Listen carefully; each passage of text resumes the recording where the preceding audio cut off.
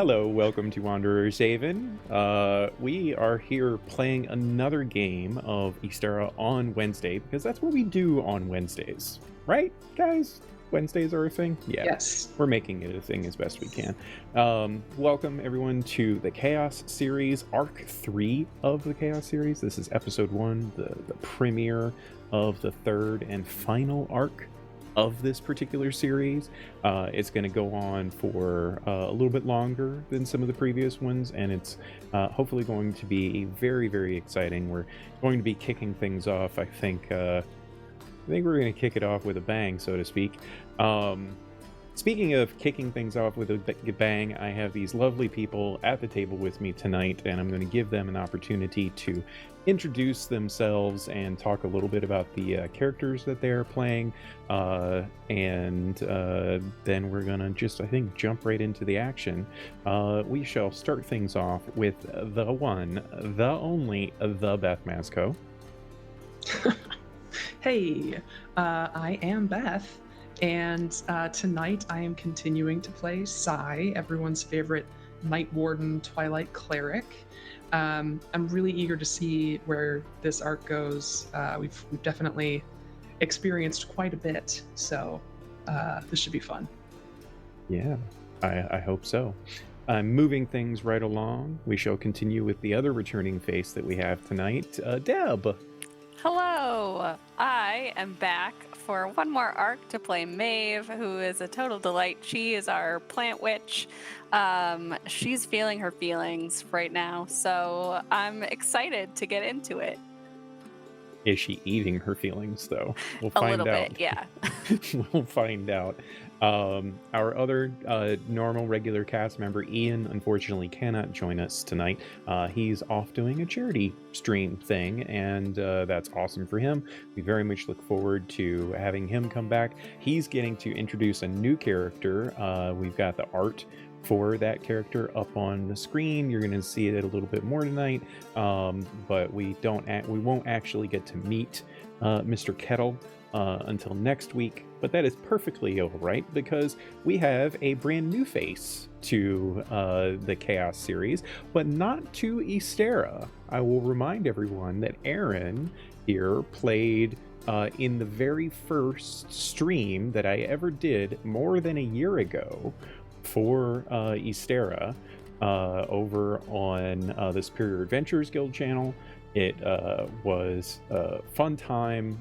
He played a very interesting character, and he's going to be playing another interesting character tonight. And so, Aaron, please introduce yourself and introduce Karnak, if you don't mind.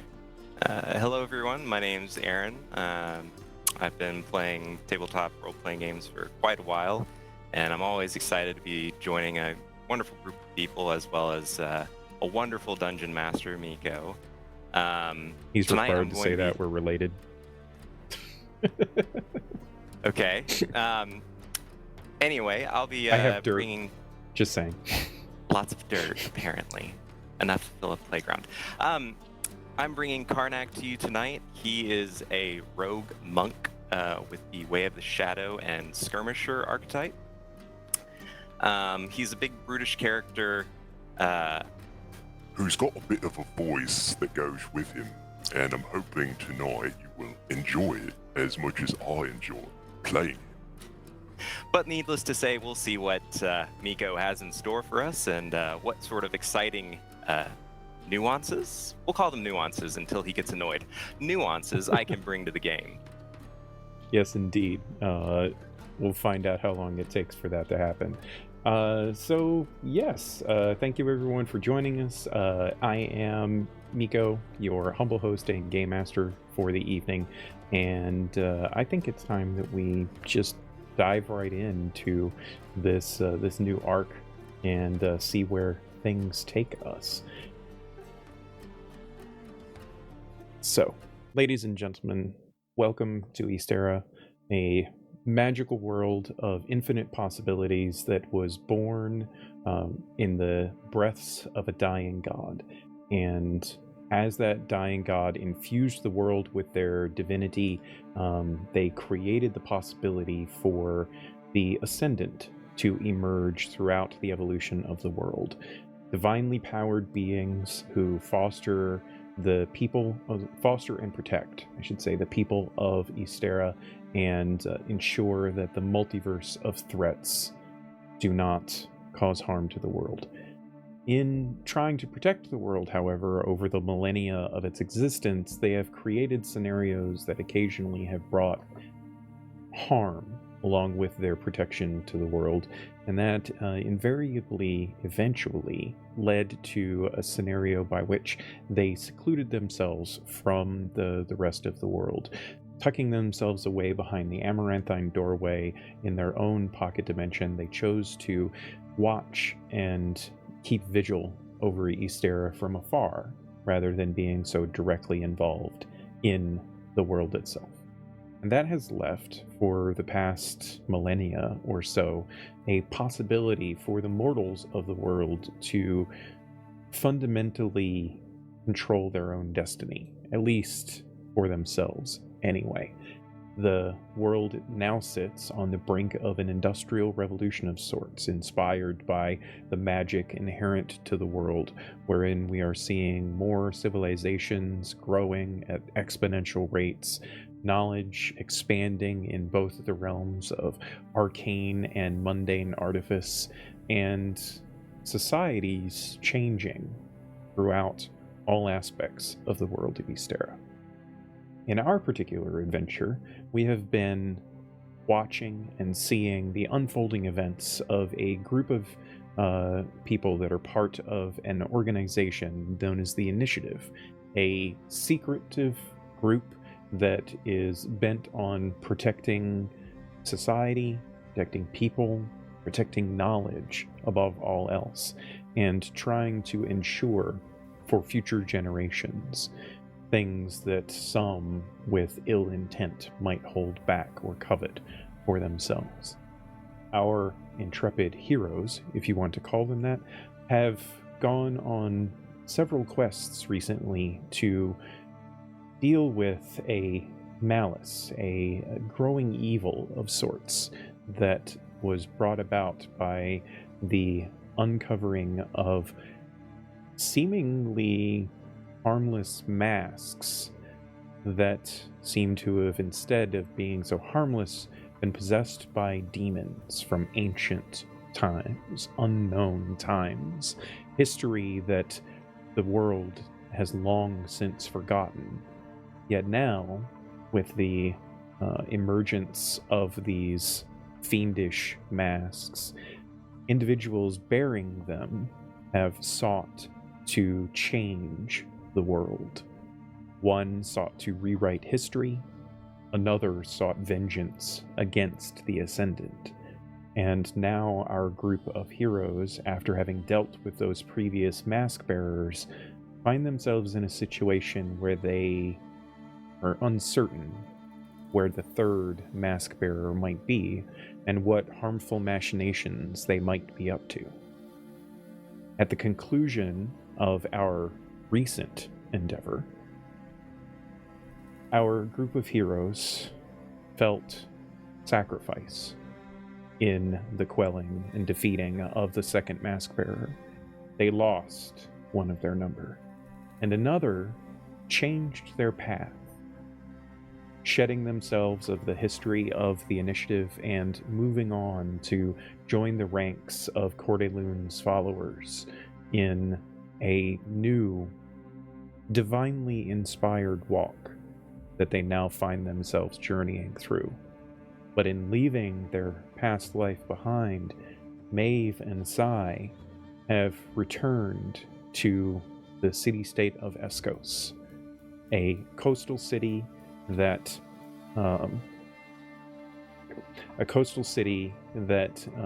has evolved from difficult times to become one of the many, many cities on the Sea of Entrescal to flourish in the modern age. A metropolis of sorts that brings together many, many people of disparate and far-off ancestries and heritages, bringing them all together in a melting pot of sorts, where knowledge and culture and even just happiness in a way, thrive.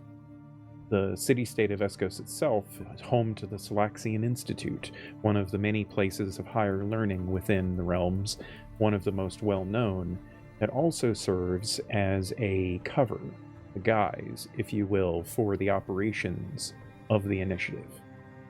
Sai and Maeve, after a long journey, made faster, although perhaps a little bit more arduous by the expenditure of powerful windwalking spells, have returned to Eskos, and in their journey here, left behind their friend, mourning the loss of another, and now find themselves having finished their debrief, letting everyone in the initiative know what has transpired with the second mask bearer, find themselves in a mournful place.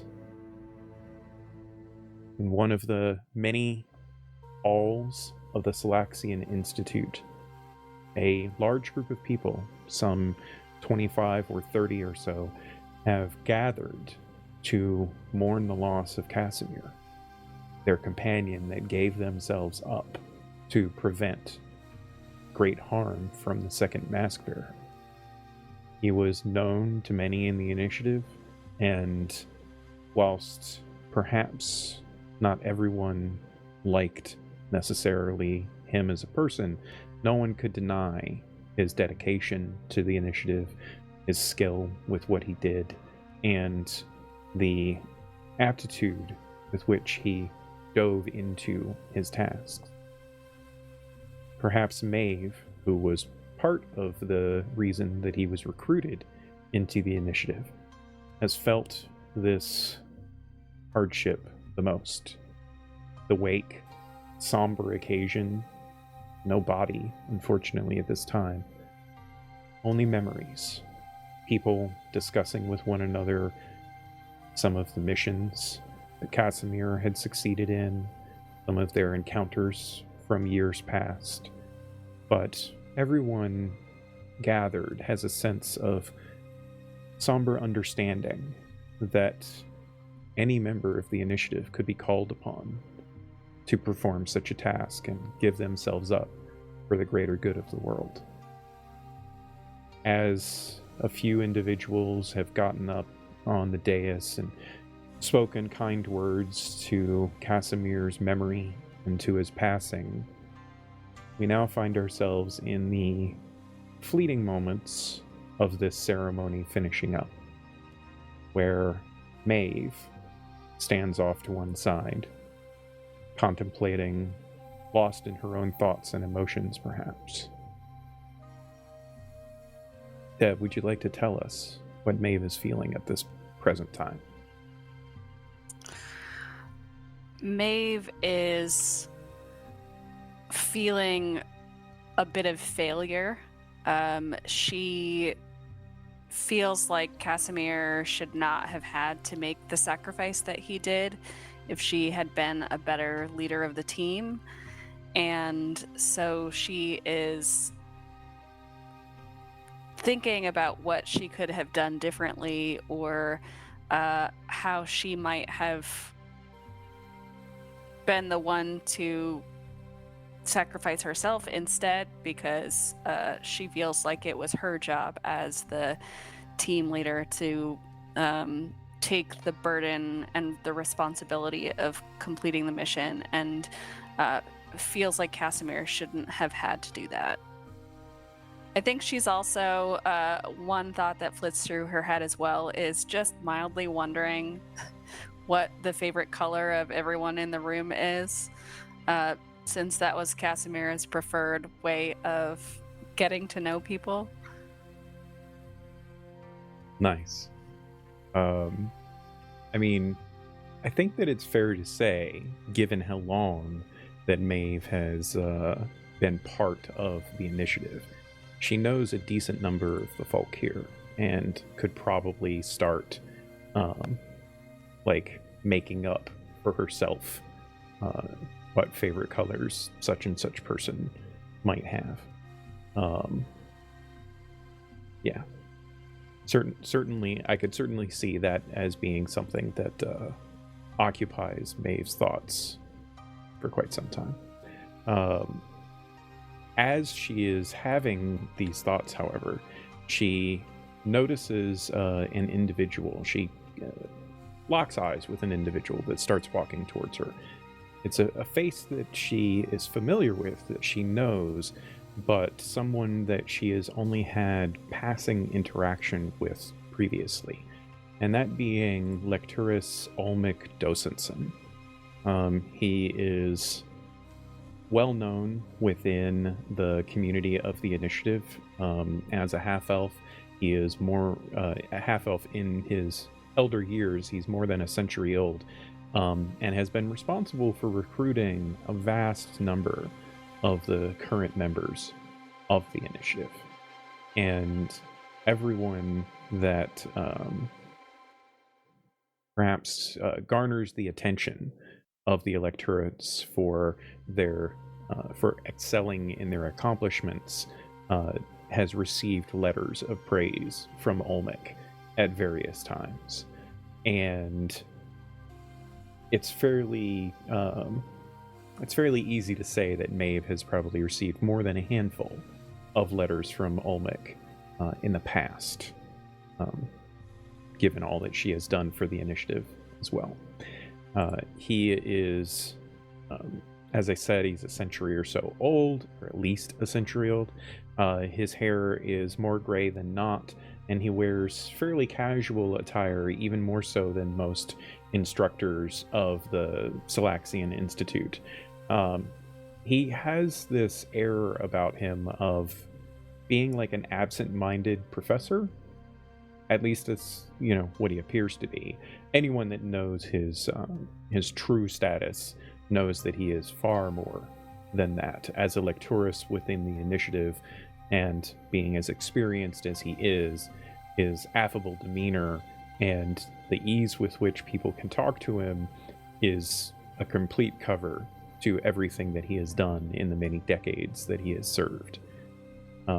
As he is approaching Maeve, he has a slight smile to his lips, despite the somberness of the occasion, as he is very clearly and plainly walking up to her. He has a drink in his hand. He takes a final sip of it before setting it down on a table nearby, and he just kind of walks up with his hands crossed casually in front of him.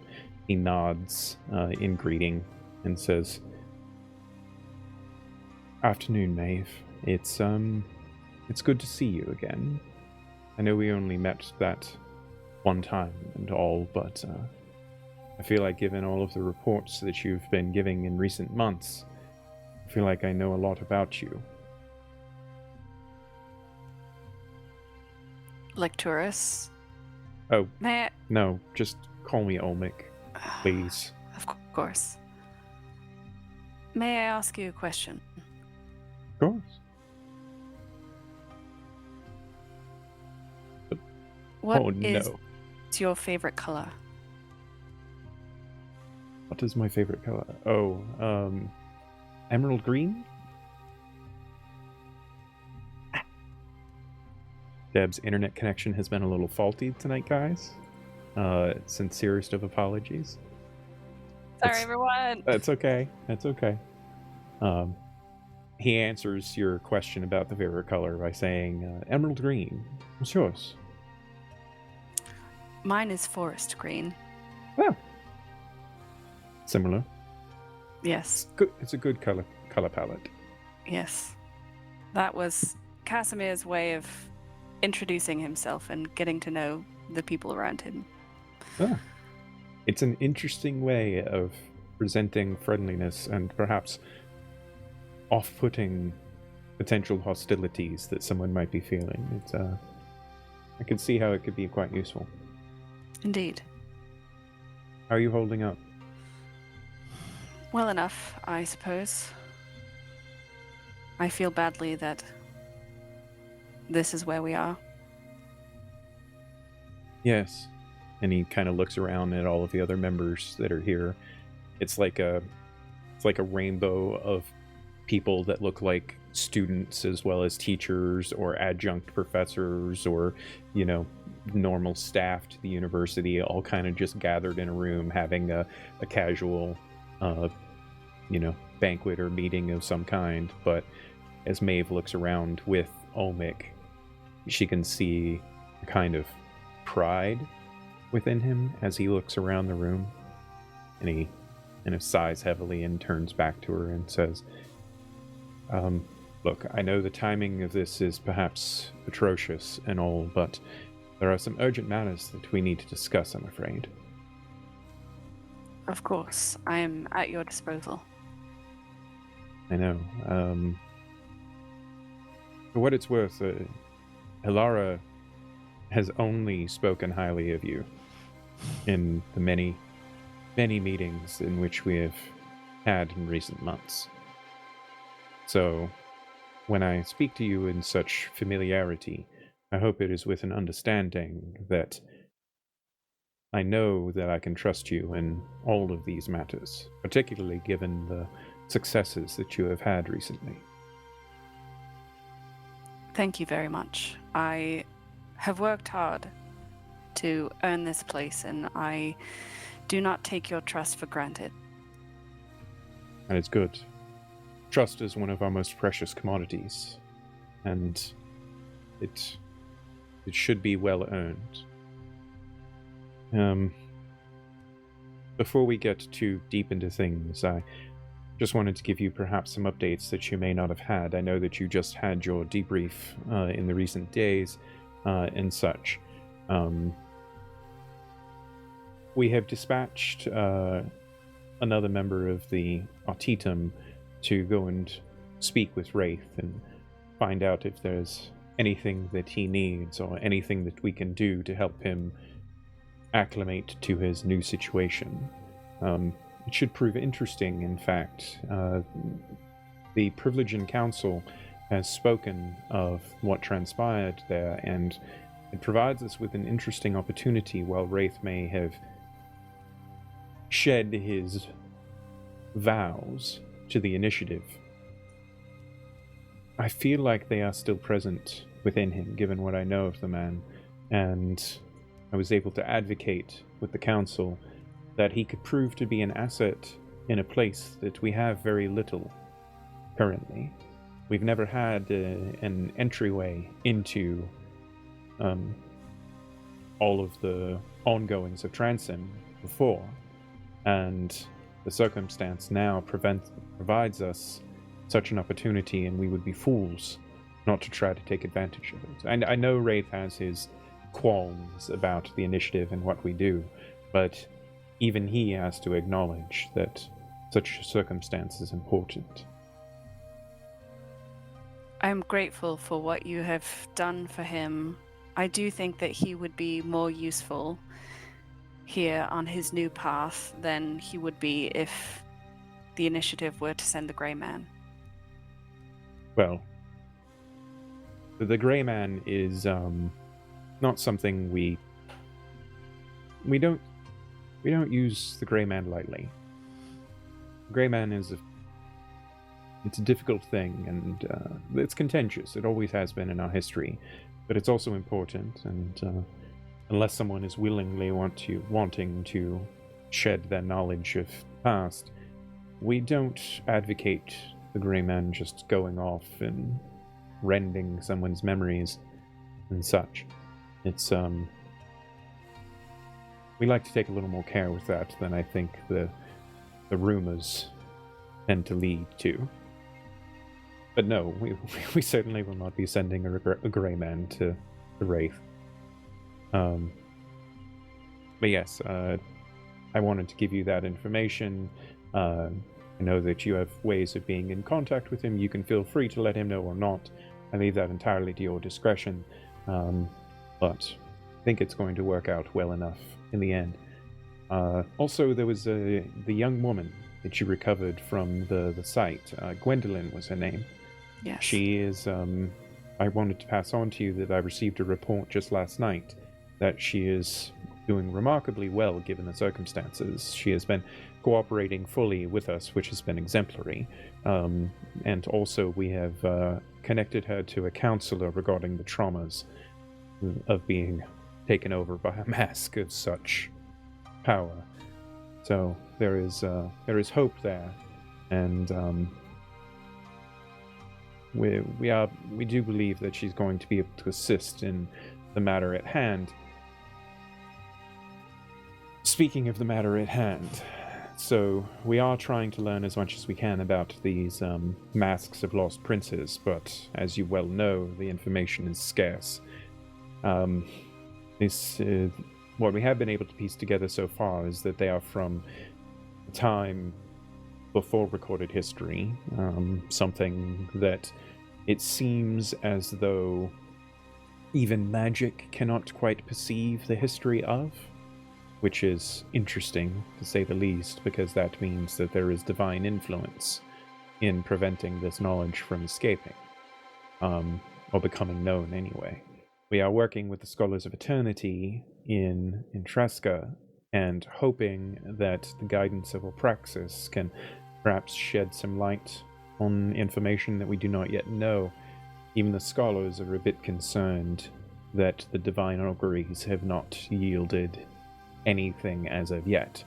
And, well, I'm sure you are familiar with them. They don't like it when knowledge is hidden even from them. So it's interesting to have them aligned with us on this particular circumstance. Are you familiar, by chance, with Kettle Portsmouth? He was recently promoted, I think a little more than a year ago, from the Artitis Corps to Operatum. I have heard his name before. Well, the Portsmouths are well-known members of the Artitum, given how well they manufacture a lot of our greatest inventions and such. He had been an ardent... Well, he took the initiative, I'll say, in trying to find promotion to Operatum. He was very persistent in things, which was good for him because it took a few years before he was able to be trusted enough with such things. We've had him in the past year or so going on missions to ancient ruins and burial places and the like as part of his training, and there is a chance that he has potentially uncovered something related to the masks. A couple of weeks ago, he recorded some calligraphic pictographs in some ancient ruins in the Tribelands. Things that we know date back to hundreds of thousands of years ago. And we think that given some of the pictographs that he uncovered, there was a group of people at that time that seemed to revere these masks and worship them in a way. We don't know much yet. He's still uncovering things, but he also missed his last check-in. He was supposed to have gotten back to his handler a couple of days ago. And, I mean, that type of thing is not necessarily uncommon for those that venture into the Tribelands, but given the circumstances that you have been through recently, as much as I would love to give you an opportunity for rest, I would like to call on you to go into the Tribelands and see if you can learn more. Of course. And he kind of glances around the room until he spots Sai standing off with a few other individuals. And what of your companions, Sai? You think they are up to this task as well? I know all of this has been very hard on all of you recently. I don't want to overburden you or them. I believe that Sai would like to accompany me and see this mission through. We have done our best with the other two masks, and I think that they would like to be there for this one as well. Very well. I will leave them to you to discuss all of this then. You'll receive an official mission briefing later this evening. It's not going to detail anything that I have not already told you. Just trying to keep things recorded for history's sake. I think you should take an expert with you, however. There is another member of the Corps that he hails from the Tribelands, and he was one of my recruits, and I think he could serve you well in this circumstance. He has also worked with Kettle on a couple of occasions. I think it's a little bit silly that we didn't send him with Kettle this time, but Kettle had promised that he could handle it, and, well, I hope that, for his sake, no ill has fallen him. He's an orcish man by the name of Karnak. You know of him? I have heard his name, yes. Well, his name is easy to know. He himself is a little bit harder to know. You should be able to find him this evening at the Archfield. I believe his team, the Onyx Basilisks, are playing Driftball tonight. He'll be easy to notice, as the crowd is very likely going to be cheering him on as the Crusher. Something like that. Yes. When you find him, you can simply tell him that Olmec sends his regards, and he will know that there is a mission, and you can fill him in as much as you feel comfortable with. He comes off as a bit of a brute, but don't let his appearances fool you. He's well skilled in what he does, and he can perform quite well in virtually whatever mission is necessary. So I am certain that you do not send him with us without reason. It's a very astute observation. If you have any questions or anything that I might be able to answer, is there anything I can help you with? Do we know anything about this final mask and what its mask bearer might be interested in accomplishing? We don't. Gwendolyn has been able to provide some information on the halfling that is currently wearing the mask, or at least as far as they know, or she knows, is wearing the mask. We have no reason to suspect that they are not still doing so. There was one instance 3 years ago in which there was a report of a strange rebellion of sorts. A group of the local guardsmen in Tresca, of all places, seemed to... Something was amiss, and it created a stir in which two factions seemed to form in the lawbearers, and they fought one another in the streets, of all things. It created quite the kerfuffle. But the Etruscan government is fairly tight-lipped about all of it, and we don't really have a lot of details in regards to how it was resolved. But we do know that there was an account of a halfling seemingly sitting on the side streets watching part of this melee, this horrendous blood feud that seemed to occur, just simply sitting there eating away at some popcorn and relishing delightfully in the slaughter of these people against each other. And there was a report of this halfling having a strange purplish black mask hanging from their hip. At the time, I think it was kind of just simply brushed off as not being anything but, fools watching the chaos and not really knowing what they saw. But it aligns in a way with what we have known of the mask bearers. But again, that was several years ago, so it's highly unlikely that there is anything to mark that circumstance in any direction that would lead us to the halfling now. I think our best bet is to try to recover as much of the history as we can first, and that can potentially give us insight in how to proceed. I understand. I thought you would. And he kind of just extends a hand to her. Thank you for all of this. She shakes it. He kind of turns and looks back towards Sai. Looks back to Maeve.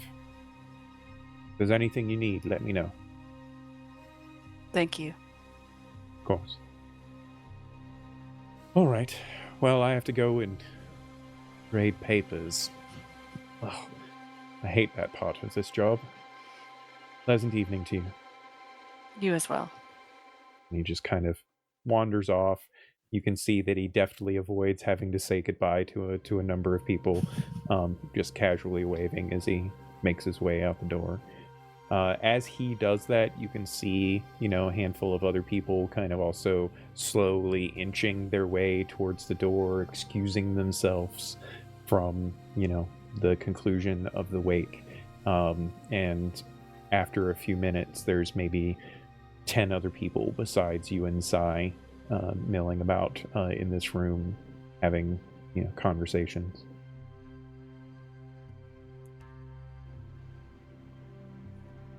Maeve will make her way over to Sai. Sai has been speaking with some of the other members of the initiative, and you can tell that they are still saddened, obviously, by all of this, but there's just a little glimmer in their eye. They actually start walking to meet you and hand you a cup of tea. You can also see that they have a handkerchief sort of thing in their pocket, and it is a vibrant indigo, which Casimir said that he is at least partly colorblind, but that he liked a dark indigo. And Sai hands over the tea to you and just says, it's been kind of nice hearing stories about Casimir. Turns out he really was that forward with everyone all the time. So glad to know it wasn't just us. He was a colorful character. Yeah. Who were you speaking with? He's a lecturus. His name is Olmec. He asked us to go to the Tribelands. If you're Okay. willing. Of course. When do we need to head off? Soon. Olmec has asked us to meet with an expert named Karnak. And we need to go meet with Karnak later this evening. Today? Yes. Jeez, they really don't give you any time. Okay. I had hoped that we would have a bit longer of a break. I still need to go to the Bone Orchard. And I was hoping to do that soon. But it looks like that will have to wait. We'll get there soon enough. druids in the Resonant Grove were not wrong to chastise me. I should What do you have mean? done it when we had time before the last mission. You know, should is a terrible word, I've found. Maybe it would have been nice to get there sooner, but I think you'll get there when you get there. And it'll be good then. I recognize the truth in what you say. But there are times when we must put aside our own concerns for the larger picture. And the concerns of the Ascendant are bigger than one small life. Have you ever had your concerns anywhere but to the side?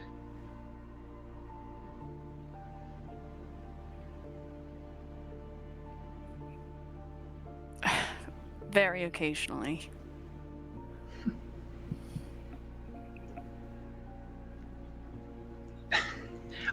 I've been trying to give you some space, but I want you to know that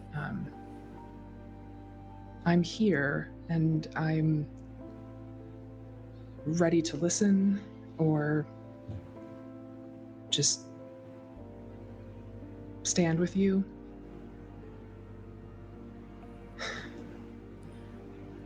You've been such a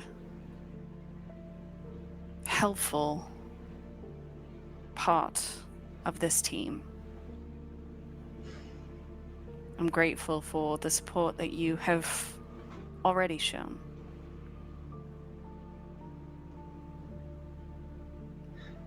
And I don't want to become a burden for you. Don't do that.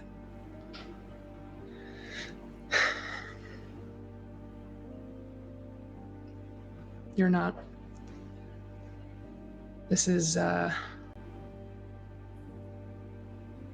how friendship goes. It's how teamwork goes.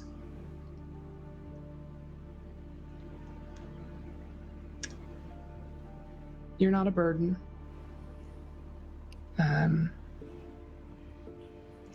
Quite frankly, that's not at all a word that I would have thought to describe you. But I know I've leaned so heavily on you, but I am making these choices of my own volition, you know. I'd go try to figure out the situation with the masks, even if you weren't going. Although I'm glad you are. I told Olmec that you would want to see it through. Yeah. We've certainly put ourselves through the ringer.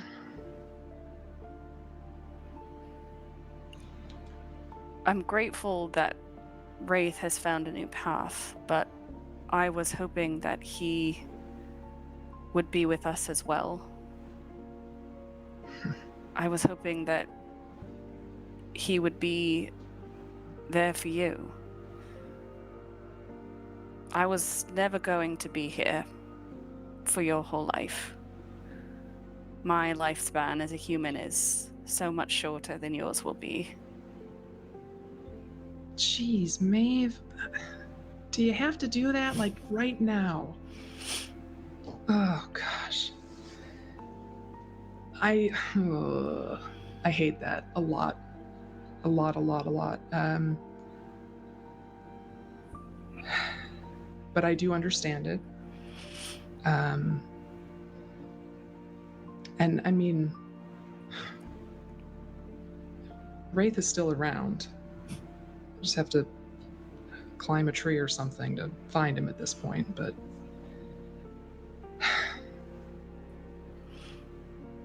I miss him, and I will miss him.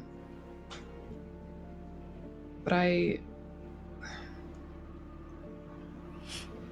just the look in his eyes.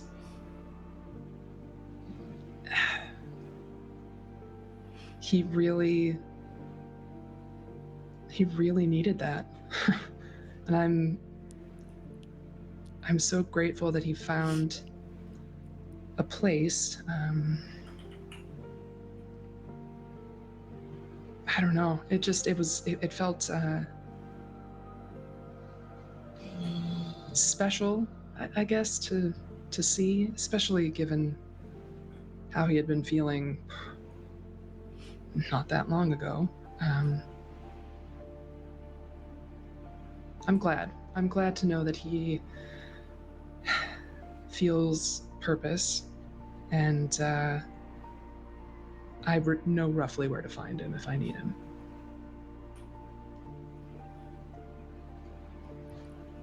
Are you satisfied with this path? With this life? Yeah, I think so. I feel like I'm able to just help more people doing this than I had done previously. It's hard to say that I enjoyed my work. It's a little morbid, but I felt fulfilled by what I was doing. And I assume I'll continue to do that work as needed, but I don't know. I mean, we've seen a lot over the last few years, but especially now, with these forces that seem so much bigger than anything I could have imagined, or I am glad to know that the things that I can do are of use. I don't know. I guess if the gray man actually is used as sparsely as they say, not sure I fully believe that yet. I've heard lots of stories, but it seems like if a new path reveals itself to me, I could always change direction.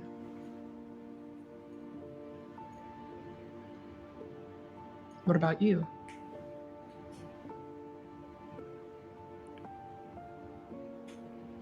I don't know how much longer I can keep doing this. How much longer I can keep watching people under my care sacrifice themselves. Casimir should not have had to make that sacrifice. And if I would have done better or differently, he wouldn't have had to. People failed Casimir his whole life. And I failed him at the end.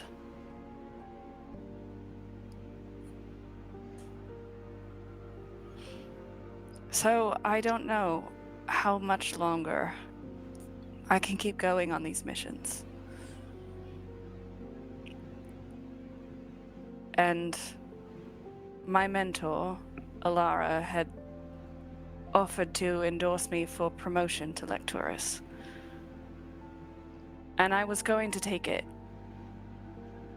But that was when we still had Wraith, and I didn't feel like I was abandoning you. and I didn't feel like I had failed Casimir.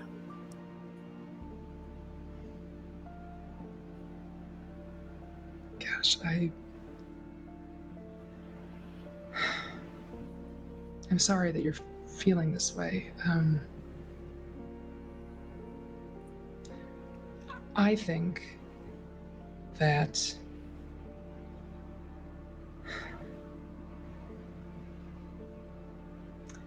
that Casimir saw you as one of the most important people in his life, and I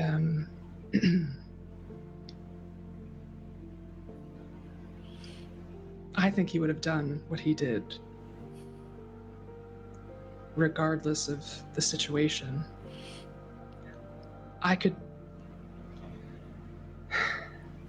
just as easily take blame for casting a spell that was then immediately turned back on us. That did not help. But I don't think he would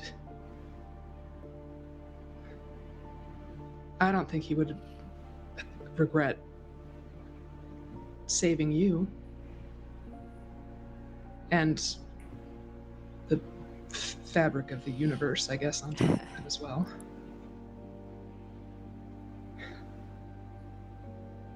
And don't... Oh, I guess it's silly of me to tell you not to worry about me. But, you don't have to worry so hard.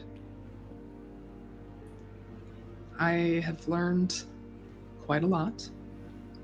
I've had a pretty good teacher. And, the rest of it you just figure out, right? To some extent, yes. But I've worried about you since we met, and I don't think that is going to change. Yeah, I figured. You have grown. You are an astounding cleric.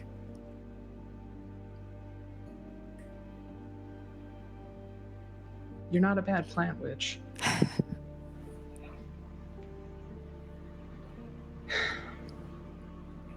So, we have work to do, rather immediately.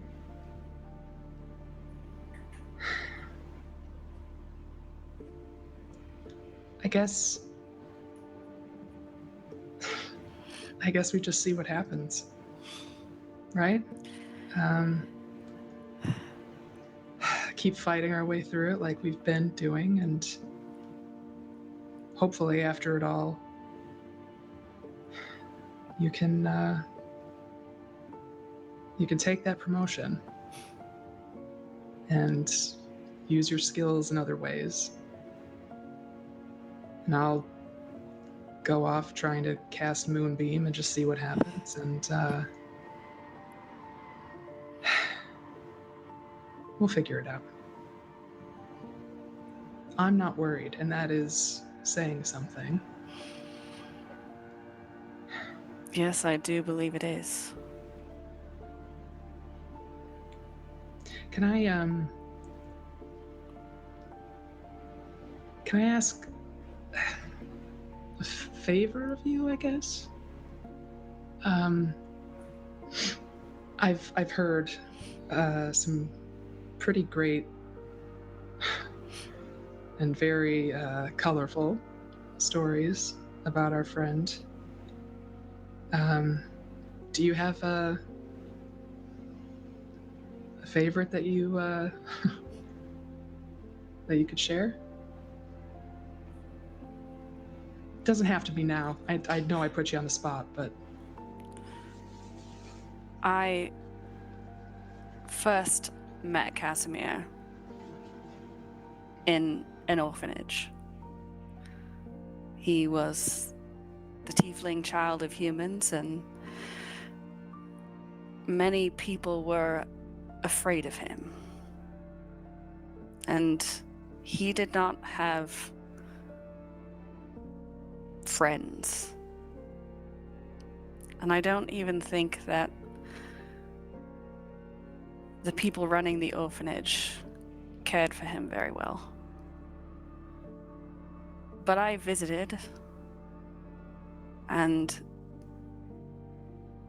he came up to me and he started asking his peculiar questions in his uncomfortable way. And I was enchanted immediately.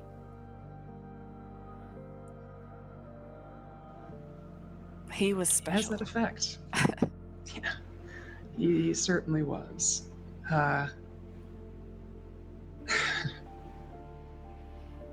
Yeah, that tracks. I mean, I heard some good stories, but a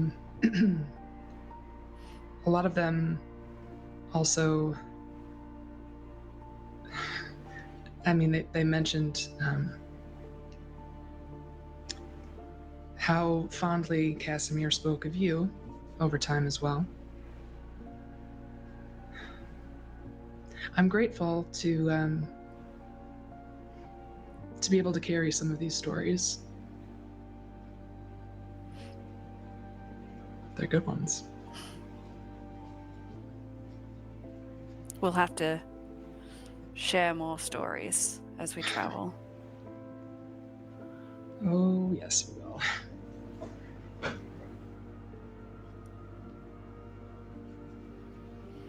How are you feeling about these next steps? I mean, I know they're happening very quickly, and we don't know a lot yet. I'm very grateful for what Gwendolyn was able to share with us. She did surprisingly well remembering all of that, so that's kind of amazing.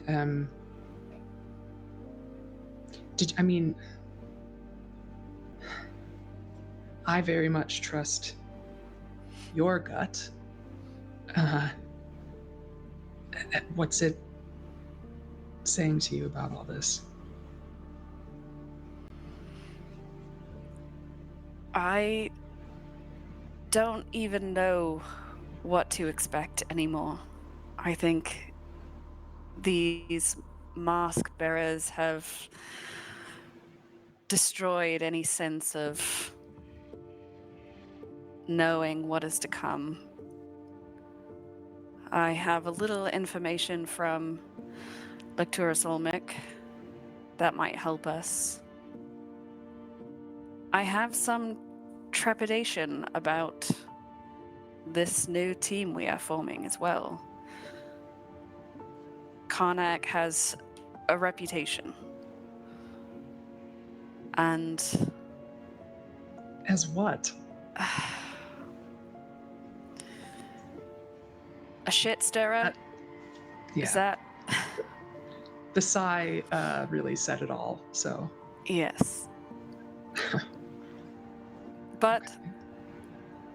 as I told Olmec, I don't think he is sending Karnak with us without reason. And Karnak has worked with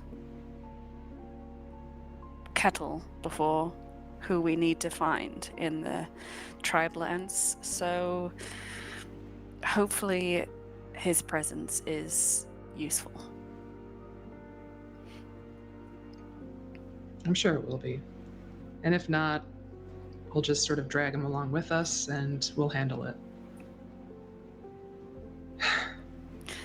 Apparently he is currently playing driftball, and that is where we are supposed to find him. So he's a jock? That's okay. That could mean a lot of things. It just paints a picture. Is he supposed to be good at it at least? Olmec said they call him the Crusher. Oh boy. I feel like that might go to someone's head, but I will reserve judgment until I meet him. This should be interesting. Well, shall we go to the Archfields and find out what we're getting ourselves into? Yeah, I guess so. Yeah. Thank you, Sai. Anytime.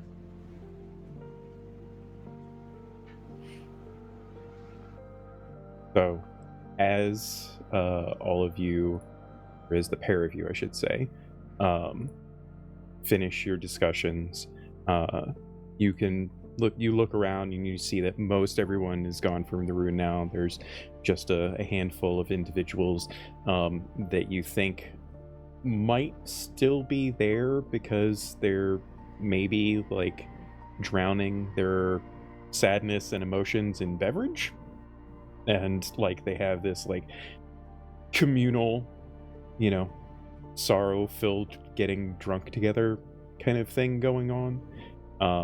But none of them have engaged with you or anything, and everyone that was departing had seen what kind of seen the seriousness by which the two of you were talking with one another and kind of just let you be.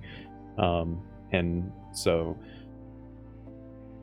you kind of get the sense now would probably be a good time as any to extricate yourselves from the room before perhaps someone gets too drunk and you end up having to, escort someone through the halls. You may or may not necessarily make a note that it might be worth pointing out to one of the janitorial staff to check on the room in just a little bit. Oh no. Yeah. But regardless of all of that, you do make your way out of the hall that had been designated for the wake, and through the various other halls of the Slaxian Institute. Even in this kind of late-ish hour, at this point it's getting into like late afternoon / early evening time frame, and even at this time there are hundreds of students milling about, going to and fro on the campus itself, quite a number of staff as well. The hustle and bustle of the Slaxian Institute pretty much never ceases. And so you, being in such a place, you can kind of feel that warmth, I guess, the familiarity, the comfortableness of being in this place where there's just so much going on and so many people going about their daily activities and such, that all of your circumstances that you have to deal with, you don't feel the pressure of them quite as much here. There's an ease with which you can walk through these halls. These halls, after all, are places that you all have studied at various times as part of your training in the initiative, either whether it be taking a course or establishing a foundational identity with which you can fall back on, or the like. It's familiar here. But you make your way out of the Institute and onto the streets of Eskos, where the familiarity becomes even more present.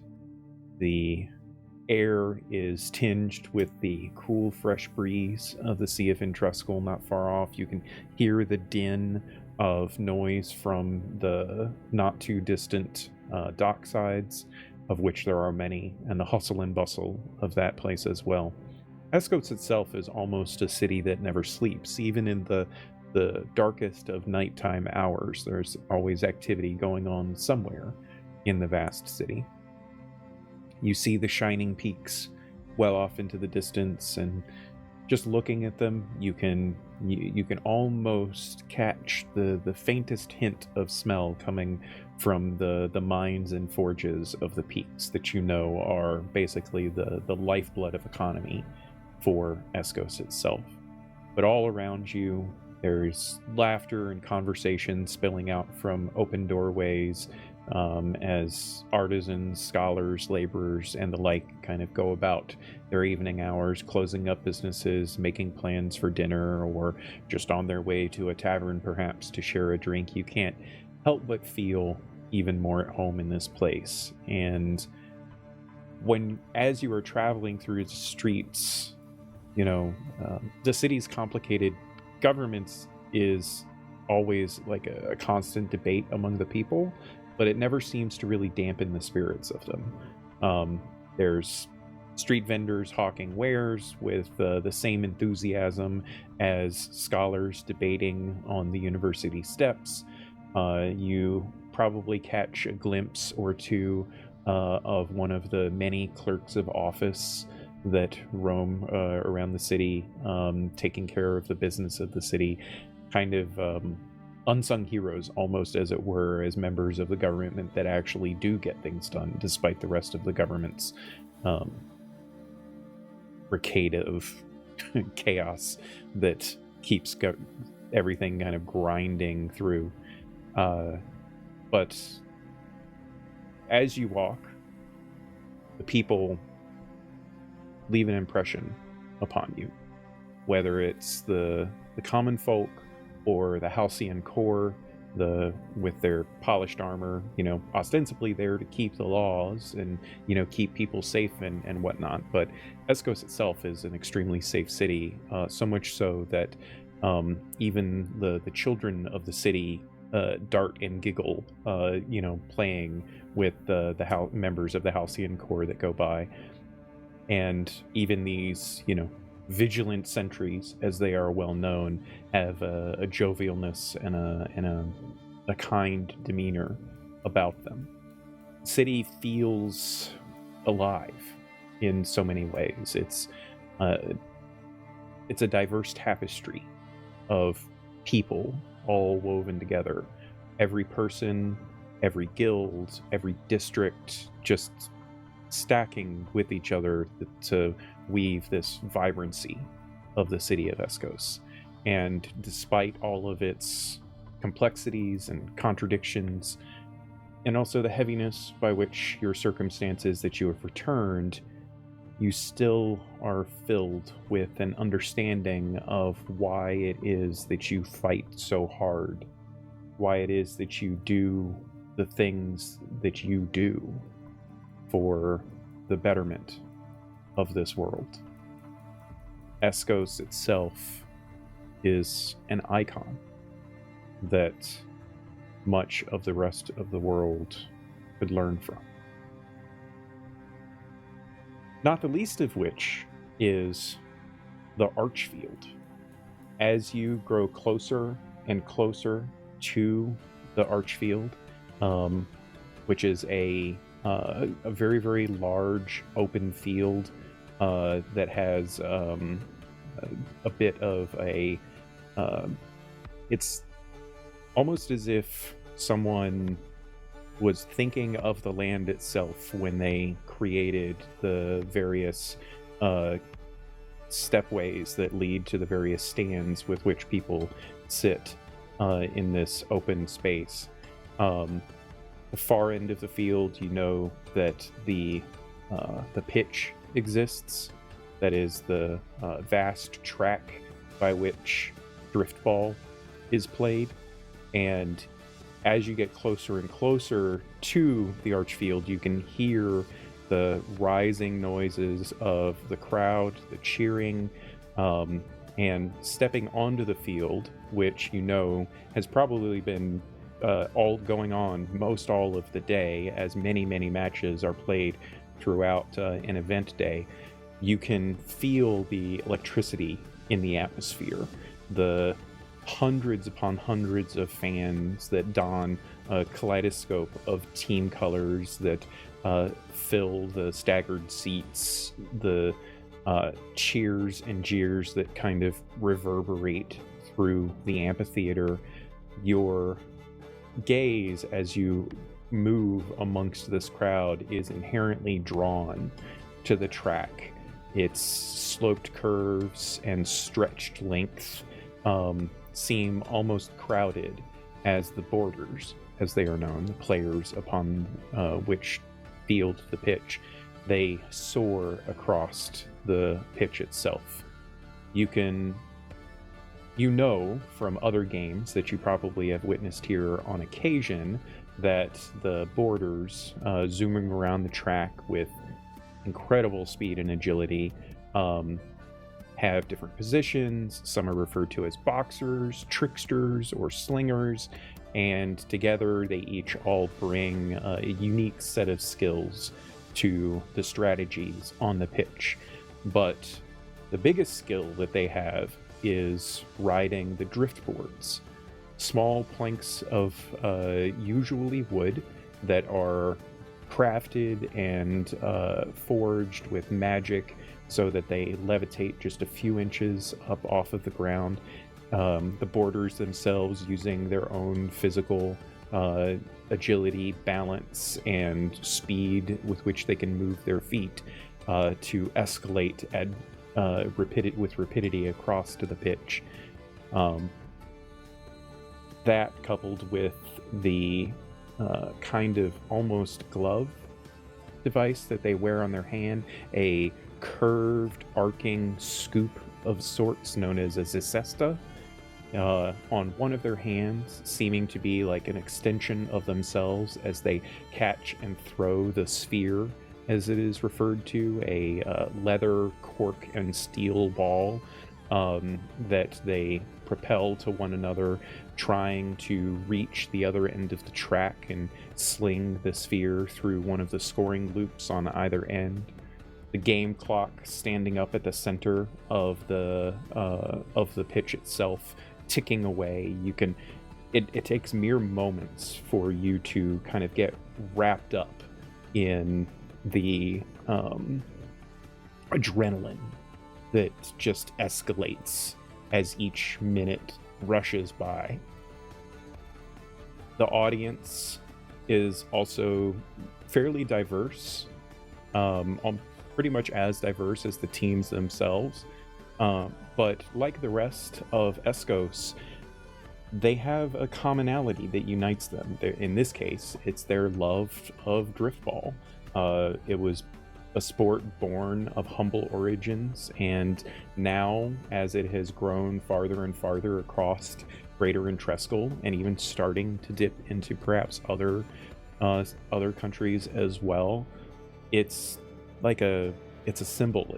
It's a way for people to come together to relish in the acrobatics and athleticism of the players and teams involved. Every interception, every penalty, every bonus point pass, all of these things elicit roars and groans from the crowd alike, and it turns this game, this simple and yet complicated game, into a story, an epic saga almost, that is written in real time. And you get kind of wrapped up in these moments as you watch, getting pulled into the anticipation with the rest of the crowd. And as you are kind of taking it all in, you take a few moments and you start remembering, oh right, we're here for a reason. As much as you love the event and can feel the rush of things, you do have a task, and so you set out to looking for your compatriot, your friend that you are here to meet. It doesn't take very long for you to start hearing some chants, mostly up towards the front of the crowd, that grows steadily louder. Crusher, crusher, crusher, crusher. And then there is a huge roar of the crowd as this extremely tall orcish individual hops off the main or one of the platforms at the far end, substituting in for one of the other players. Aaron, would you like to describe what Karnak looks like in this circumstance of driftball with what was his team name again? The Onyx Basilisks? Yes. So I would say he's probably donning some of the team's colors, whether that's in the form of like a vest or something. Everyone has matching vests. Just saying. He might be, unique and wearing it slightly off kilter. I don't know. It's enough to draw attention, right? His Zykestra, am I pronouncing it right? Zicesta. Oh, okay. I need a little bit more zuzuz in my Zizesta. Looks very worn. If you look at all the other players, this one has far more wear and tear on it than the other players, and you're not sure whether or not that's perhaps his just lack of maintenance for his equipment or how badly he treats his equipment. You've yet to figure that out, but you'll probably figure that out very shortly as he approaches the pitch. He's boasting, he's throwing his arms out, he's taking it all in, as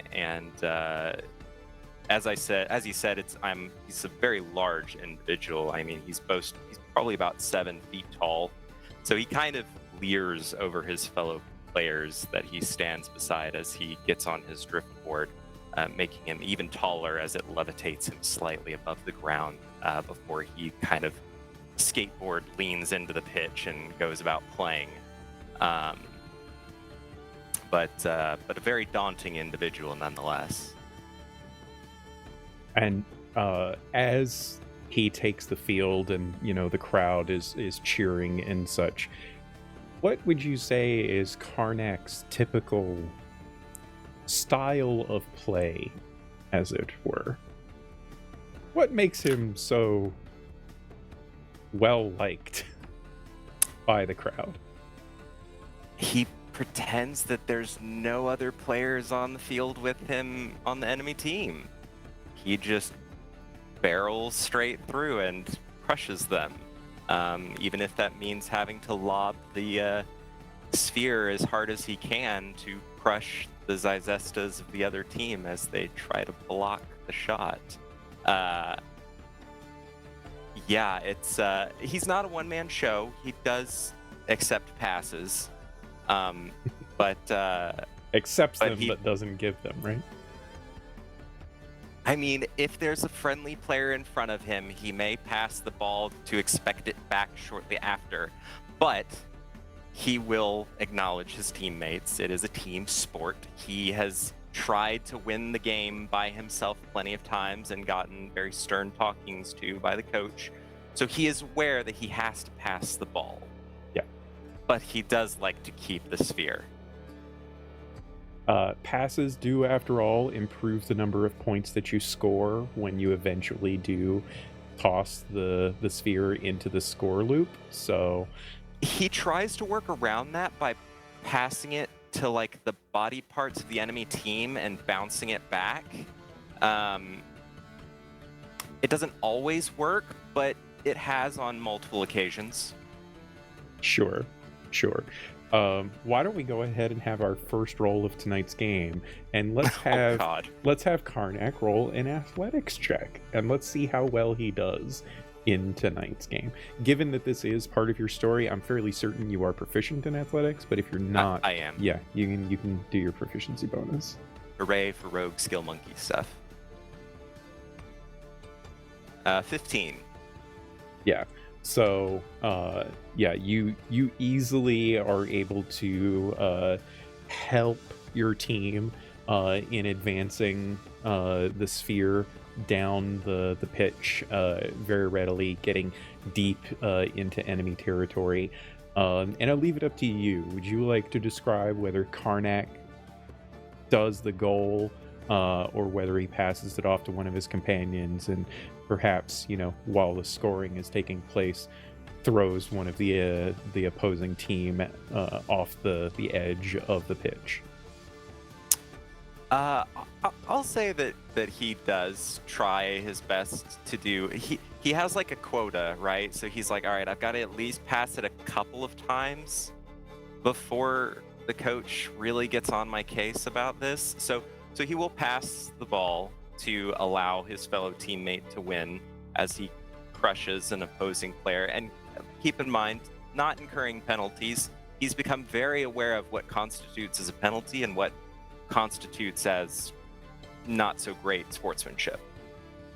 It's a fine line that Karnak skates very, very carefully. But yeah, in this particular case, thanks to Karnak subbing in fresh with lots and lots of energy and the crowd behind, the Onyx Basilisks are able to get off the final score as the last minute ticks by, to the point that their opponent, the Sea Hags, are unable to recover and score as well. So the Onyx Basilisks do come away with the win, and it seems as though the crowd erupts in cheer quite thoroughly. How do Maeve and Sai react to this as they discover who it is that they're here to see? Well, Sai is a diehard Hags fan, so this is upsetting. Just kidding, guys. I don't even know, man. What's Maeve doing? Well, I think that's who is coming with us. Yeah, impressive, sure. Hopefully we don't have to do anything like discreetly at all during this time. I don't know. We'll see. Again, no judgments, just Discreet or diplomatic, I've heard that he's not good at diplomacy. yeah. I could have guessed that. Let's do But- we need time? How does this I work? Do we just talk to him? I guess. Once again, Olmec said that beneath the surface, there's more there. So I trust Olmec. All right. We'll see how this go. goes. Yep. Indeed we shall. Start walking over. Yeah. So this isn't the last match of the day, but it is the last match for the Basilisks. And so they are, reveling in their victory for a bit, beginning to pack up their things, dismount from their platform, while the other teams for the final match of the evening kind of start setting up. These breaks in between games kind of gives everyone, all of the crowd, opportunities to take a break, go and get some refreshments, maybe hit up a vendor or two.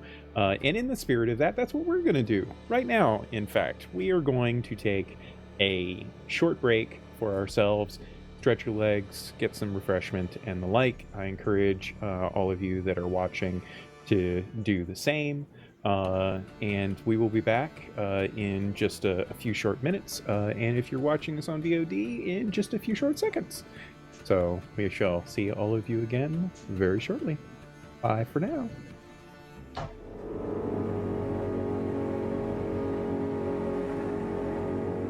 Welcome back.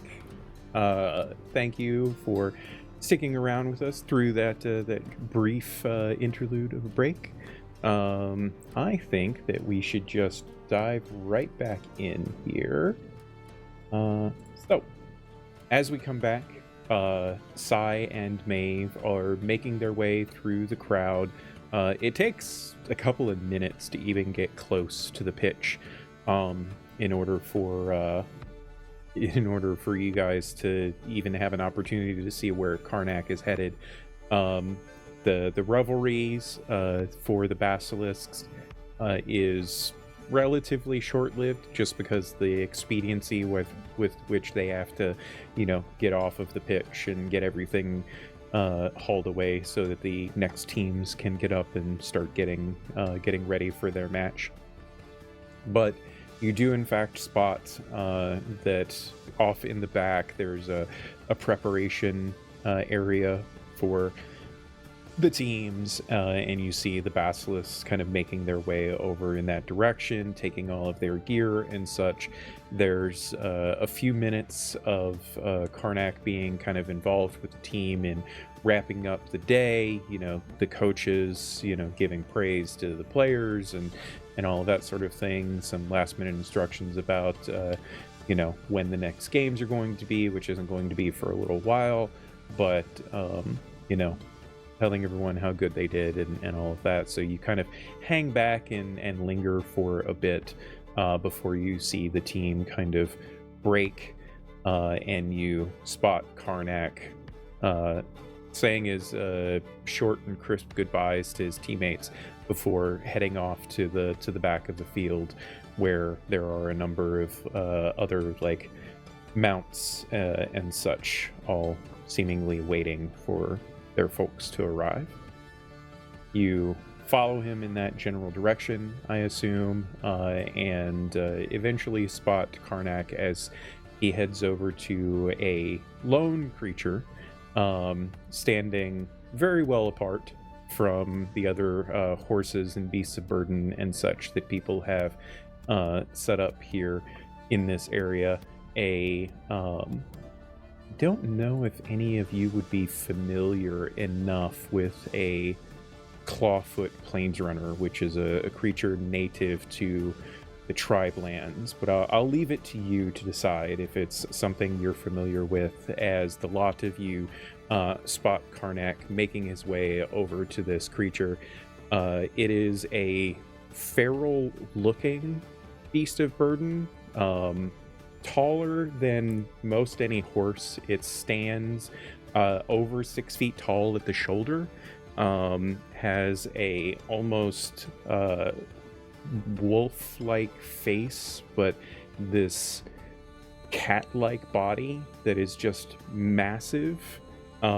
It's fairly lean, however. You would kind of wonder how it could carry someone as big as Karnak is, but as you get closer, you can see the just rippling muscles of this beast, and even in a relaxed state, it looks like this thing could just pounce on you from 50 feet away or something. Just how massive, menacing, and muscular this creature is. But you see Karnak approach it. You're fairly certain they both growl at each other as they approach, or as Karnak approaches. And as this planesrunner stands up, you can see that it wasn't actually tied to any post or anything. It was just laying there, waiting for Karnak to be done. And as the two approach, you can see that the creature itself kind of slams its head down on top of Karnak's head, like headbutting it, headbutting Karnak a little bit as the two of you approach. Hey, Crusher. Are you signing autographs? Well, little old lady, if you'd like yourself an autograph from old Karnak, I'd be happy to help you out in that regard. Just kidding. We actually have business. Good game, though. Right, yeah, it's a good game. What can I do for you?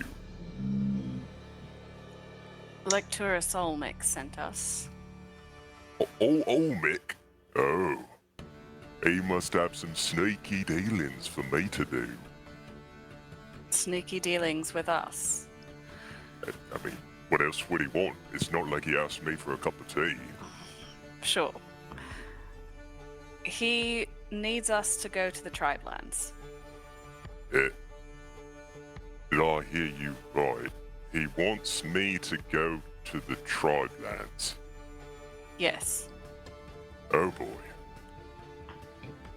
And pray tell, what would we be doing there? We've been told that you are familiar with one Kettle Portsmouth. Oh yeah, old Kettle. He's the wee type. Sort of. Don't tell him I said that. He might get a little bit upset. But I do know Kettle. He's given me some right shiny pointy sticks to meet people with. Yeah, what's happened to old Kettle? Well, he has been delving into ancient ruins in the Tribelands, and he missed his last check-in. And we have been invited to go and look for him. Right. Well, that's gonna be interesting, to say the least. There's a bit of a... I guess I'm gonna be your guide. It seems that way. Looks like it. But needless to say, you've heard of old Karnak. Who am I speaking to? Of course, I am Maeve, and this is Sai. Right, Sai and Maeve. Here's a question. That'll wait. Nailed it. Here's a question for you, Aaron. How much does Karnak keep up on recent events in the initiative? Important events. Maybe as much as he's told. I mean, it's not like he probably shows up to meetings and, he's like, all right, let's sit down and talk about what's going on in the initiative. He probably doesn't do that. It's more like he gets told he's on a mission, he goes to the debriefing and he hears about X, Y, and Z happening, and then he goes, oh, that's changed. Okay, all right, let's roll with this. Let's keep going. Okay. But not anything grandiose. Roll or a anything d20 like for that. me. Alrighty. No modifiers, just toss out the dice. That's an 8. Okay. I think that would work. All right. I think Karnak still occasionally meets up with Ket. And Probably. whenever Ket's in town and such, reminiscing about things. And so Ket certainly would be someone that would keep up with the ongoings, and she probably mentions or has mentioned the names of Maeve and Sai before, particularly Maeve, and in the context of the lost masks and these mask bearers who are whose information is slowly starting to matriculate to the entirety of the initiative because of the importance and significance of the events surrounding the previous two being stopped, and also trying to gather as much information and intelligence about the potential third mask bearer. And so I think Karnak at least knows that Maeve and Sai were involved in stopping the previous two mask bearers. That's what the role was for. I was going to give him knowledge of the mask bearers, but whether or not Karnak would know Maeve and Sai's involvement, and I think he probably does. Okay. So, from what I've heard, and don't get me wrong, I initially was misinterpreted the name. I thought you were fighting animals with masks at first, masked bears, but needless to say, I was quickly corrected on that regard. Are you the ones who beat the recent mask bearers? That is us, yes. Yep. Put up a right good fight, eh? We lost a companion on the way, and another has chosen a different path, but we are hoping to see this through. Oh, I'm sorry about your loss. Well, hopefully we won't lose anyone on this excursion to Machinations. Haven't lost anyone fully yet, right? Maybe lost a bit or two, but not fully. So, we'll see. Did Olmec give you any instructions on where we were going to find Kettle? I assume that he did. You're still waiting for the mission brief. That's going to be coming later this evening, which is why you Right. think that you think probably you're supposed to set out in the morning, Perfect. giving you the evening to refresh your resources, gather anything that you need, and such. Right. Well, it was a pleasure meeting with you, lovely ladies. But I need to get some shut-eye, and my camp is a little bit farther away, so I need to get setting off. But I'll meet you in the morning. Don't you worry. I worry a little bit, but I Yeah. have ways to find you if you don't show. We'll see. Good luck. We'll see you in And- the morning, Konak.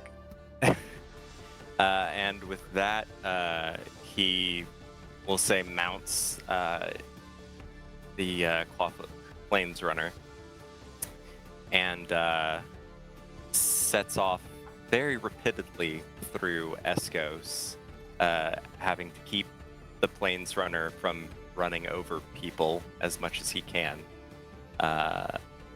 and causing a bit of a stir, but he's able to at least not cause too much property damage. Yeah. Making your way out of town, you only hop on, or claw your way up to a couple of rooftops when necessary, garnering a few yells from the constabulary. But He yells back that the Institute has an open tab. Please see the Institute. right. I forgot that Karnak doesn't actually sleep in town, that he always makes camp outside of town. So yeah, we will say that during that conversation, I should have given you all more information, but we'll say that you arranged to meet back up at the morning on Beacon Hill, which is a hill on the eastern side of the city. And at the top of this hill, it's right behind one of the dock districts. And at the top of this hill, there is the Beacon Tower, which is a lighthouse. So it's like the easiest, every part of town can see it. It can see every part of town, and so it's a very convenient and easy spot to meet up together at. And so Maeve and Sai head off to one of the many inns in Eskos. There's lots of different places that they could find rest and respite at. Is there anything in particular that any of you wish to do that evening? I mean, do we actually think he's going to show up? This isn't like a judgment. It's just the way that he was talking. It really felt like he was going to ditch us. I don't know. Is that just me? Did you get a No. vibe? Yes. I think that's his Okay. vibe. I do think that he'll show up. I should Perhaps hope so. Not on time. I don't know. I think Konak loosely follows guidelines. I'll take it. It's close enough, Oh boy. From what I know, he at least tolerates going along with groups on missions. I mean, we didn't exactly talk much, but he seems okay. I don't know. A lot of brusqueness, but I don't know. It seems like a bit of talk. Perhaps it grows on people. You know what's interesting? It's like he's a combination of Wraith and Casimir in a very fascinating and upsetting sort of way. And that'll be something to deal with, I think. Yes. Oh boy. And I don't know much about Kettle. I hope that we find him in one piece, but he is young and eager. I mean, well, it sounds like he and Karnak are familiar with each other, so that's good. Yes. That's something. Well, I'm exhausted. Yeah, today was a day. We've had many days like that recently. Yeah. Could be worse. Yeah. Nothing So- from Karnak. He's just settling in. So, yeah, as Karnak departs and you all talk together, making your way to a place to find rest. Something I forgot to mention earlier, Deb, Maeve was given a diplomat's pouch. So you can add that to your inventory. It will allow you to send letters to the people that you need to of the initiative. And so as you make your way to an inn, you do in fact receive a mission report from Olmec. It details much of everything that he said to you previously. It also informs you that the ruins are on the eastern coast of the tribe lands, not a day's walk from the Prime Sea, and it is a ruins that Karnak should at least be familiar with to know where it is and be able to guide you there, as it's one of the few places. It's a very notable, distinguishable place on the coast.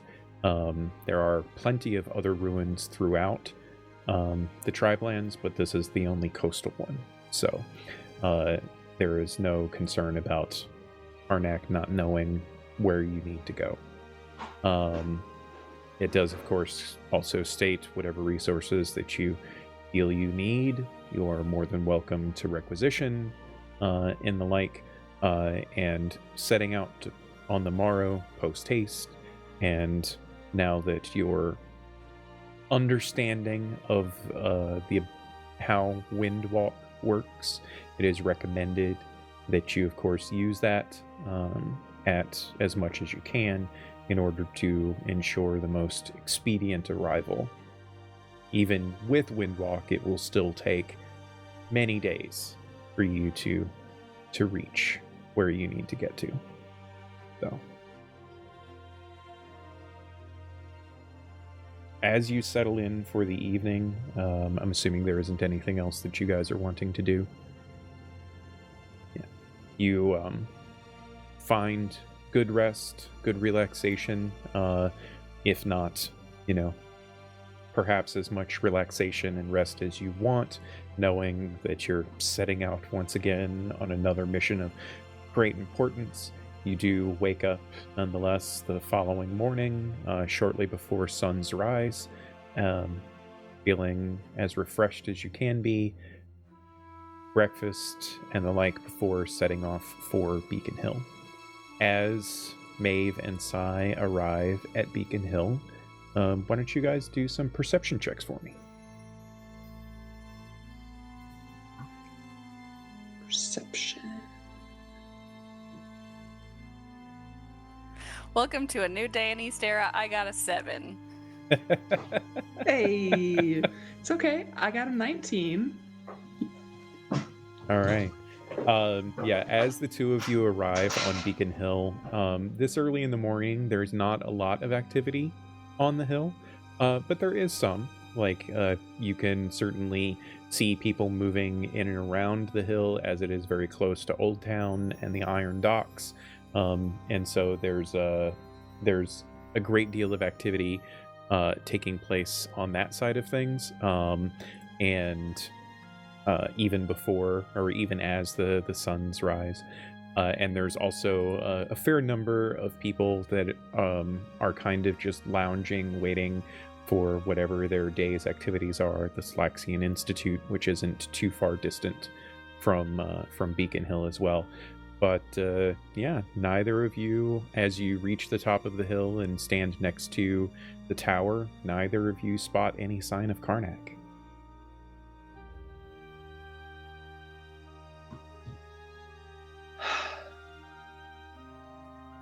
He better just be late. Well, I was telling him the truth when I said I have ways of finding him.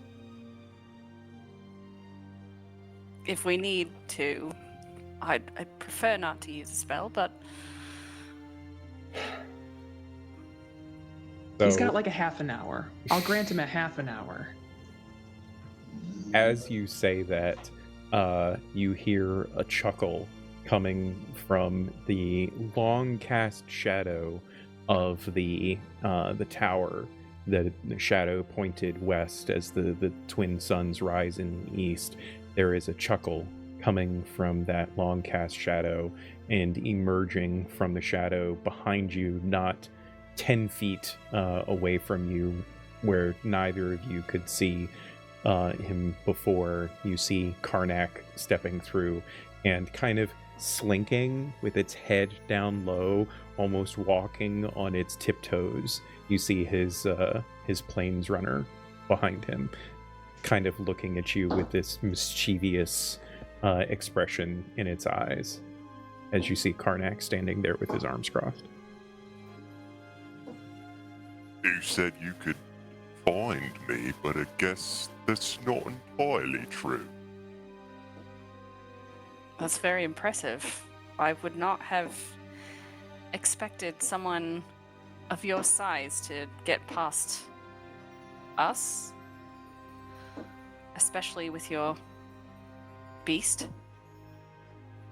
Yeah, tell that cat not to pounce on us. I see the look in its eye. You can see its tail like swishing back and forth playfully. Don't worry, I'll fed him this morning. Yeah, a couple rabbits and whatnot did him well. But yeah, that's the kind of person you've come to make his acquaintance. Old Karnak has a set of skills, you see, and he can use those set of skills to whatever his desire. So good luck finding me. I admit I would prefer to be on your side than against you, so... Right. So we have the meeting details here.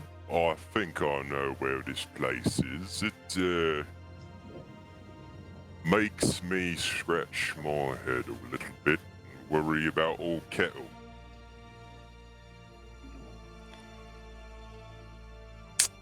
Why's that? Is it It's rough place? a bad side of town, we'll say. In what way? Well, there may be some disputed lands. Between whom?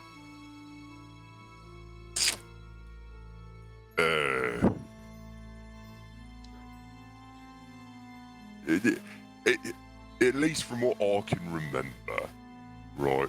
We're tribal people. We get around and, you know, sort of go from one place to the other. Maybe a rival tribe of my home people. They're not the So you nicest will- people either. You'll be employing all of your sneakiness then? Is that what you're trying to say? Can't be seen? Like a shadow, you know, just sneaky like. If And your need be, cat? I'll give a good stabbing. I bet. He pulls out his short sword. It's me dagger. Looks very pointy. Oh, yeah, this one was fancied by kettle. It was right stabby before, but it's real stabby now. Is there a reason this rival tribe would intercept a Delver?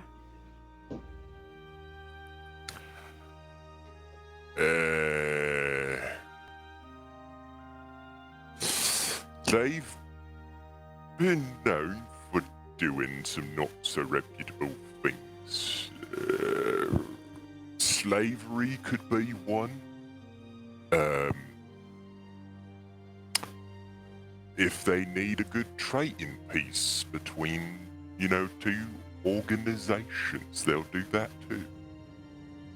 It's hard to say, really. But we'll get old kettle back, don't worry. If I have to go in myself, I'll get him back. Wonderful. Is there anything you need to do here before we set off? No, I've got my pack, right, and it's got all my things I need in it, right, and you know, nice little bed in a sack, right, and you know, oh, ankle biter right here, and be it as he may, right. He keeps to himself. Well, he manages real good. Don't really have to worry about him. You may see a cat go missing. But if we're way out of Eskos, it should be fine. Anklebiter's Cool. just sitting on his haunches right now. Even sitting on his haunches, his head is still taller than even Karnak. And he's just looking back and forth between all of you, just curiosity peaked. You can see his tall ears just kind of twitching back and forth, as if he, even just paying attention to you guys, he still knows what's going on around him. I swear he's I've house known him for trained. 2 minutes and I would die for him. That's oh my god.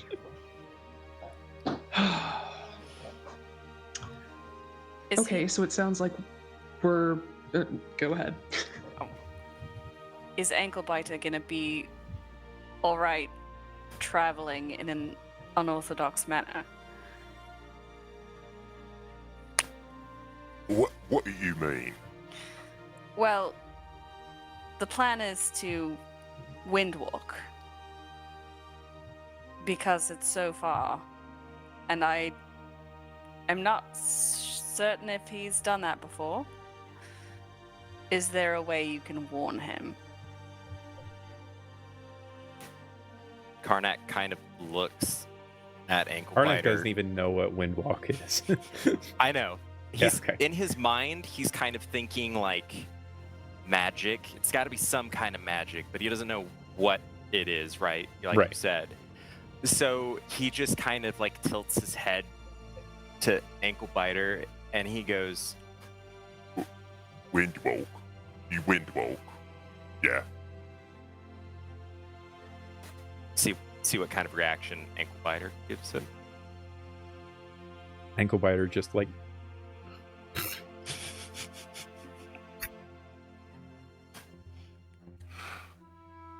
Sure. Right, what have I got to lose? I mean, who gets to walk on Anklebiter. wind every who gets to walk on wind every day, right? Not many people. Yeah. A friend of ours loves it, so hopefully Anklebiter does too. Yeah. Well, don't scratch me in my sleep, Anklebiter, if you don't like this. I've got enough scars from your shenanigans. There's a thud on the back of Karnak's head as he gets headbutt once again. You've got a real bad habit about doing that. He leans in to do it again, but then stops. Karnak, almost instinctively now, is trying to like dodge like away from his headbutts. Yep. And he kind of looks at Maeve and Sai, and he goes, Well, this is a far journey, yeah? You not gonna ride anything like a horse? We don't need to ride a horse. That's the whole windwalk thing. Are you ready to go? Sure, yeah. We're totally ready to go. Oh boy. Sai? I mean, yeah, I just feel like we should maybe mention that you sort of like lose your physical body and become the wind and travel on the wind, and then you land. Just, I feel like you should really know that before we And Maeve casts Windwalk. move on. Oh, fuck. It takes a minute to cast Windwalk, though. If I recall Aw. correctly, So right? as Sai starts like Yeah, it's got a saying casting these time of 1 things. minute, if I remember, Yep. right? Yeah. So as soon as Sai starts explaining it, Maeve is like casting. How does Karnak respond while he's waiting for Maeve to finish the spell? I mean, is Sai still describing this as I'm losing my corporeal body? Well, that doesn't happen until the completion of the spell. Oh, So, okay. so Right, Sai's so trying I'm- to explain this to Karnak while Maeve is preparing So the he's spell like- and finishing the casting. he's like trying to listen. He doesn't really quite get magic a whole heck of a lot, so he's like really intently listening. And you could probably say he might even be ignoring Maeve as she's casting, because he's trying to like compute in his head what Sai is telling him.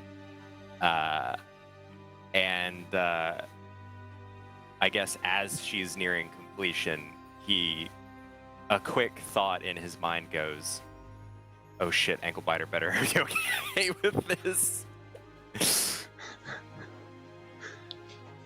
Don't be scared. It's fine. It's actually a lot of fun. It'll be great. Tell your cat. It depends on how quickly the spell is cast before the cat has time to react. So, you finish casting the spell. As soon as the spell is triggered, Maeve first, followed very quickly thereafter by Sai, and then Karnak, and then Ankle Biter. The magic of it just kind of washes over your bodies. You can feel them. You can see in your companions as this is happening, your forms becoming more and more translucent, until each of you looks like almost a wisp of cloud.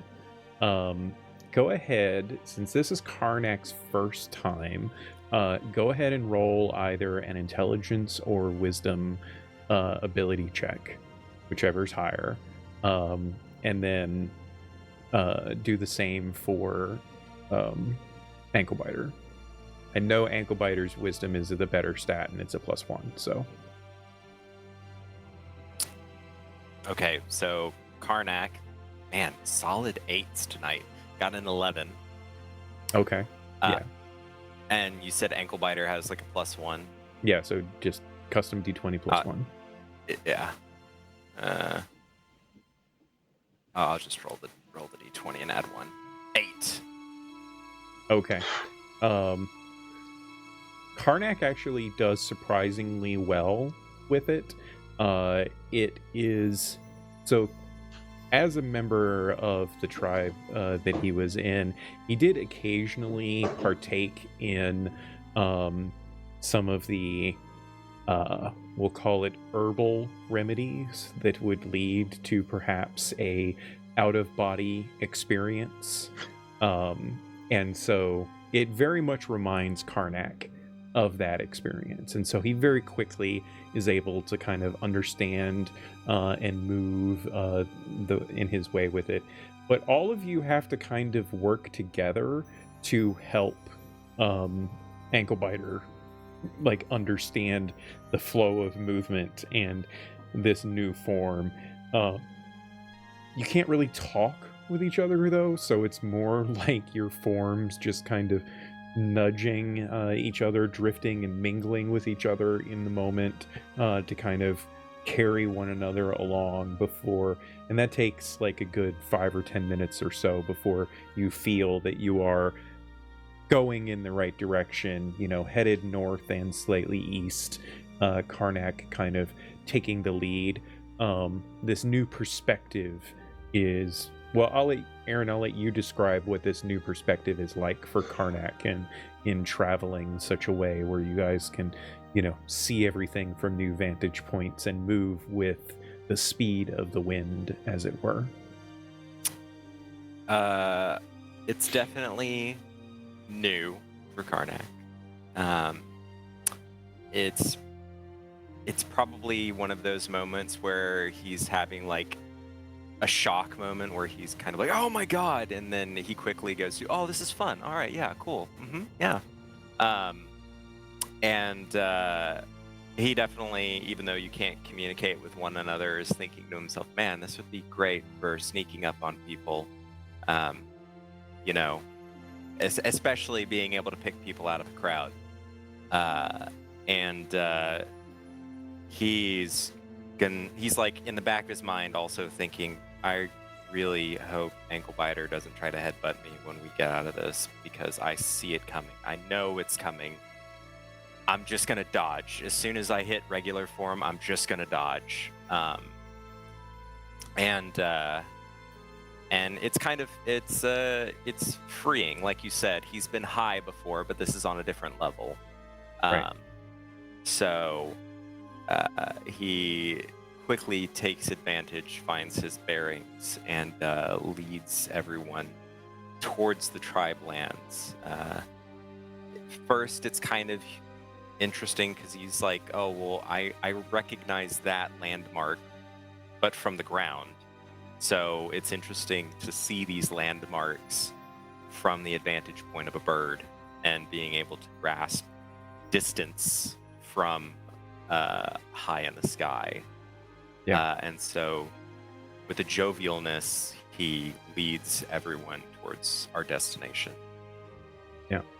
And so part of your journey takes you basically along the vast majority of this portion of your journey takes you along the coast of the Sea of Intrescal.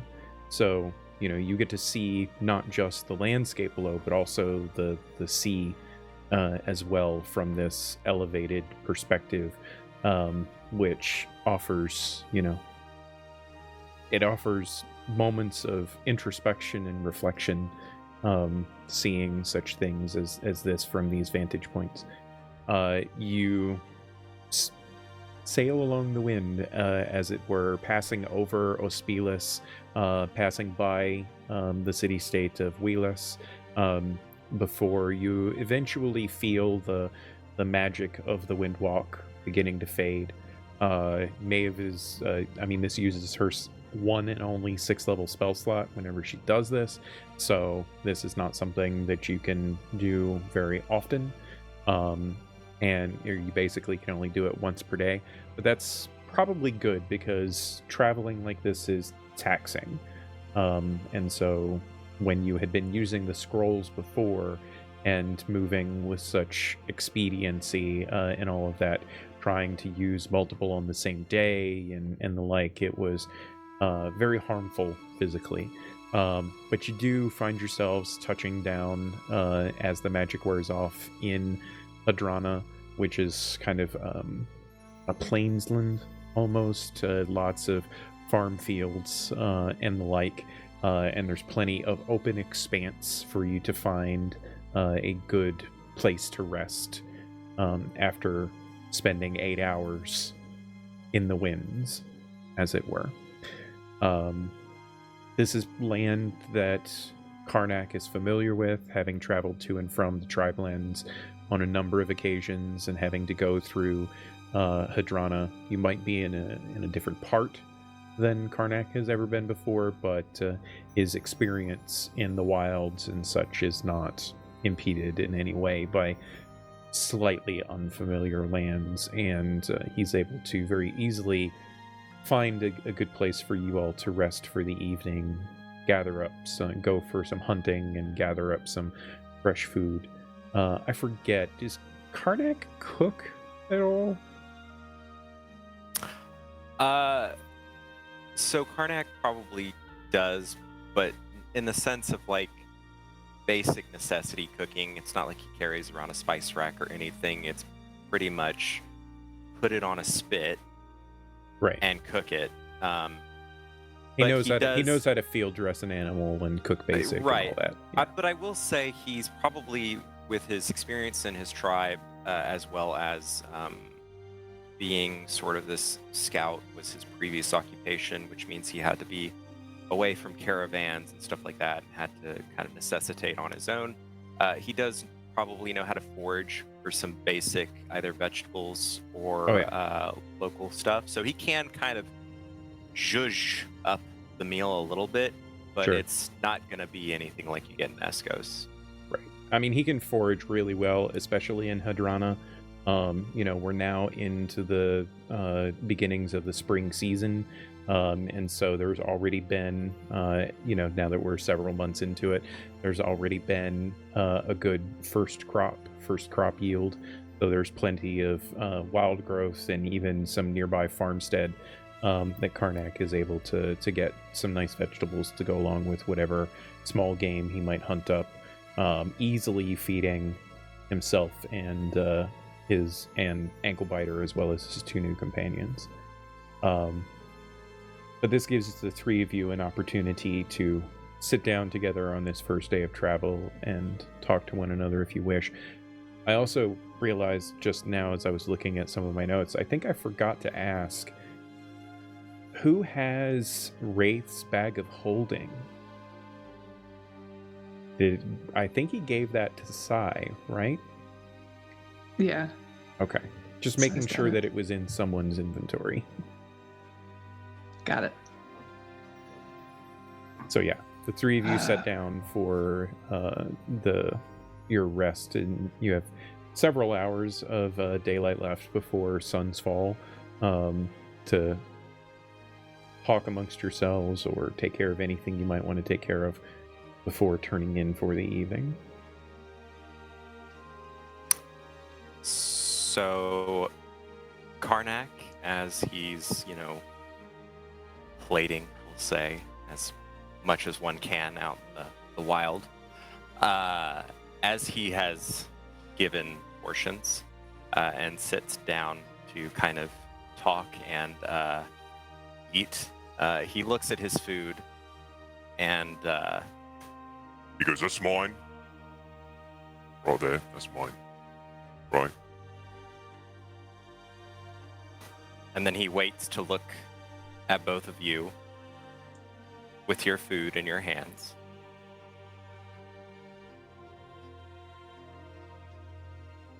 This is mine? And this is mine. Right. And then he digs in and eats really loudly. Cheers. Anklebiter's laying off to the side, like eating like a raw pheasant or something, just chonking bones and all.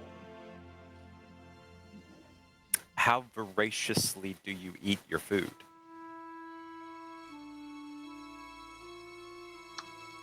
Maeve is hungry, but she's not like shoveling it in.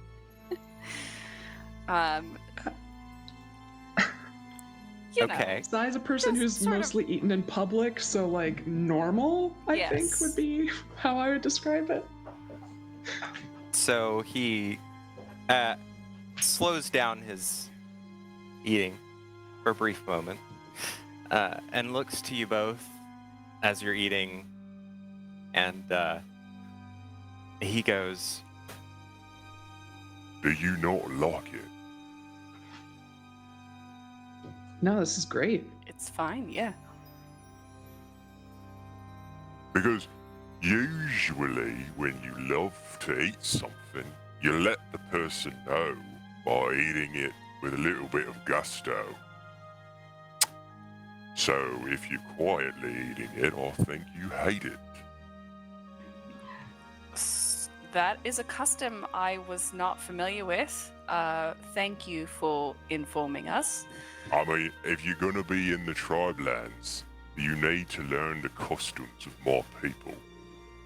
And I can tell you this, you're gonna get a piece of meat thrown at your head if you don't show your interest in the food. Sai takes a moment and forces out a burp. All right, Okay, all right, Yeah. and then just keeps eating. that's right. All right. Missy's They also gonna look learn. like it was a struggle to like push that out, and they regret it. But we're trying.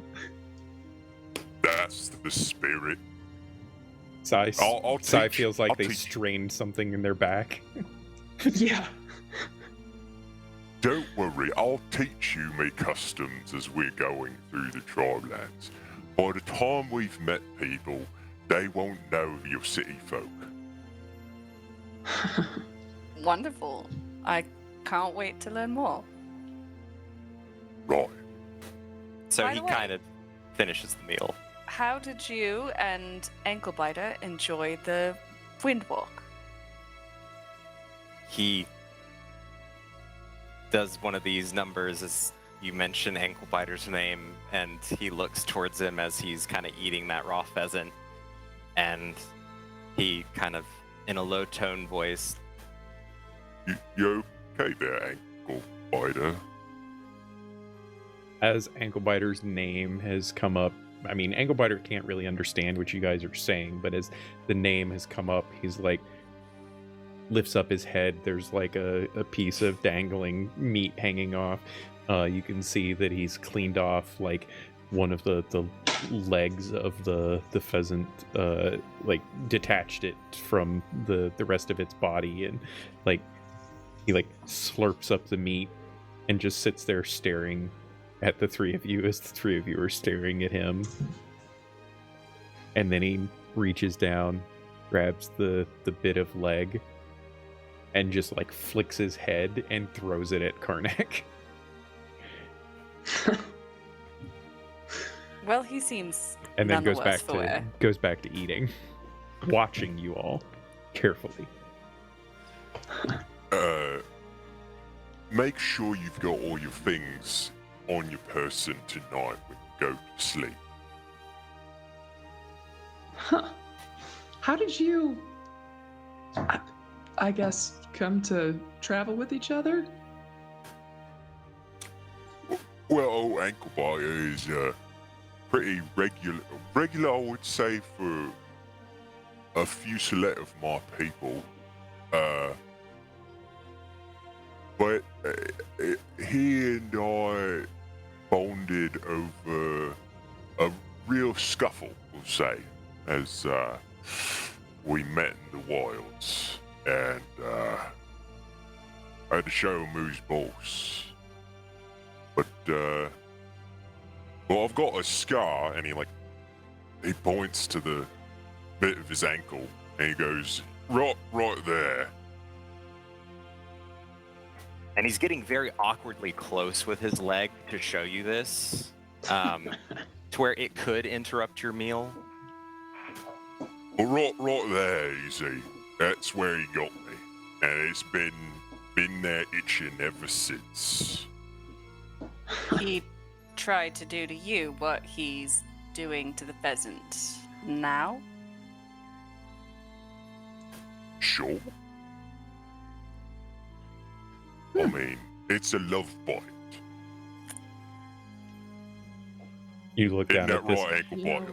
You look down at this grotesque scar on the backside of just below his calf, and you're fairly certain that if that, had been your ankle, you would have lost a foot.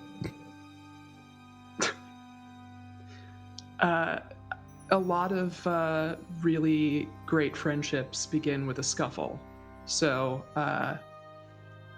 that's pretty great. And how did you lovely ladies meet? Scuffle. Yeah. All right, we're like kindred spirits, eh? Yes. I did not bite Maeve's ankle, but I have scars. So He leans over to Maeve. You're missing out, love. Just wait till someone bites on your ankle. I don't know if I can wait. That seems like an experience. Oh, this is fun. So It is great to meet new people. Yes. What brought you to Eskos? Oh, well, that's a story, right? When I lived back with my tribe, right, I was a part of the skirmishers. We would scout out the area and be the forefront of the scuffle, right? And one night, there was reports of a group of people out in our territory. So I went there with a couple of my brethren, and there ended up being a fight. And just as I had killed and stabbed the last horse sap, right, I was the only one left.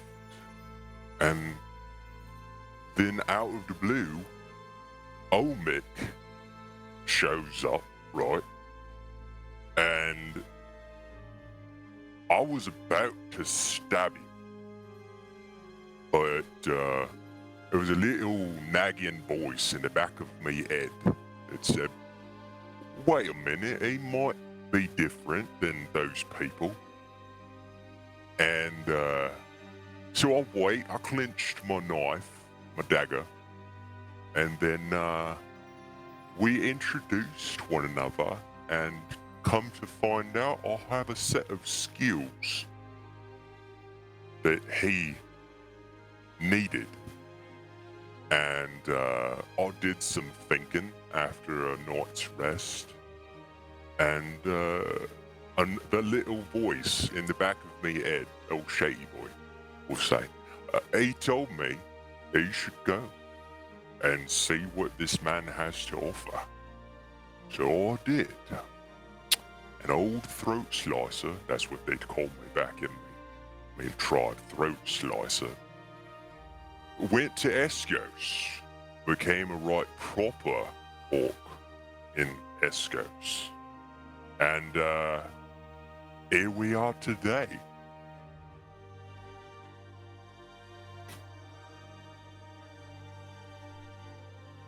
Huh.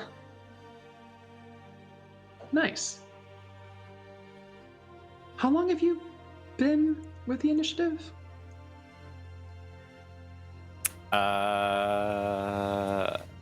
He's probably been with them for quite some time, I would guess. It's a few years at this point. Karnak may not necessarily count such things, but maybe since the last spring. So 4 years in total. Since the last growth. Oh, that's a while. Nice. Yeah. Do you miss the Tribelands? Oh, man, I do, right? But I do appreciate what Eskos has had to offer. You know, can't get a lot of bread out there in the Tribelands. I love bread. It's good. I claim that every time I see it. And I've met a couple people that I would call friends, right? Not necessarily my brothers, but friends. And it's been a new experience for me. And I appreciate that. But what about you, Lot? I mean, you couldn't have... Well, did you grow up in Eskos? Did you find yourself with the initiative?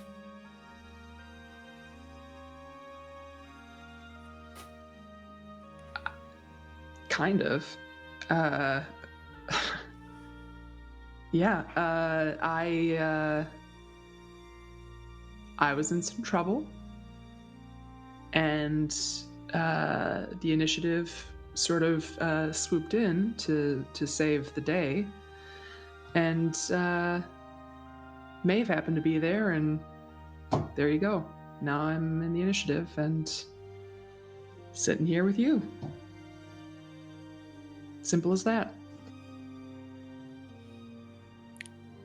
I've been in the initiative for a bit longer, and I'm from Ysterra, and my people care for an orchard, and there was some trouble there, and a high-ranking member of the initiative was being buried, and I stepped in to help with the trouble and was sort of recruited from there. Regular old farm girl, right? Being in the orchard, growing things. Tending them, at least. Sure. I mean, you know, I can see that. Yeah, you look like a magic-y sort of person. That's probably what they wanted. Alright. I see what set of skills you have, or we'll see. But I wonder where the hell did Kettle get off to? I mean, he did like bothering me about my missions and asking things that are classified. But never did get himself into trouble, at least that I can tell. So, I worry about the little tyke. It did seem unusual that he had missed his last check-in.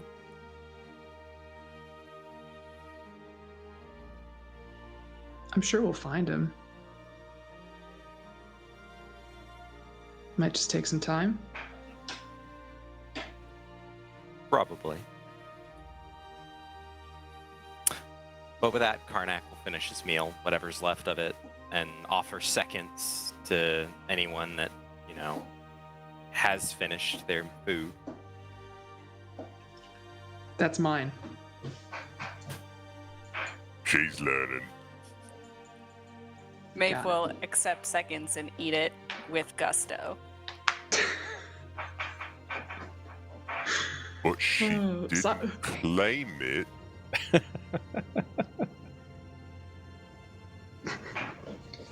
So next Gotta watch out time for you'll know better. I'll remember that tomorrow. Otherwise you won't eat. And with what? Is Ankle Biter, I mean, he seems friendly enough, but does he like to be pet at all? This is something I need to know basically right away, because I need to either stifle the impulse or lean in, so just let me know. He looks very confused at you. I've never pet Ankle Biter. Maybe that's I why mean, you're welcome to try. Maybe you'll get a new accolade. Wrist Biter. I feel like I am willing to take the risk. I'll take one of the hunks of meat that they couldn't possibly eat at this point over to Ankle Biter, just show him, and toss it towards him. Okay. Go ahead and roll an animal handling check with advantage. Yes.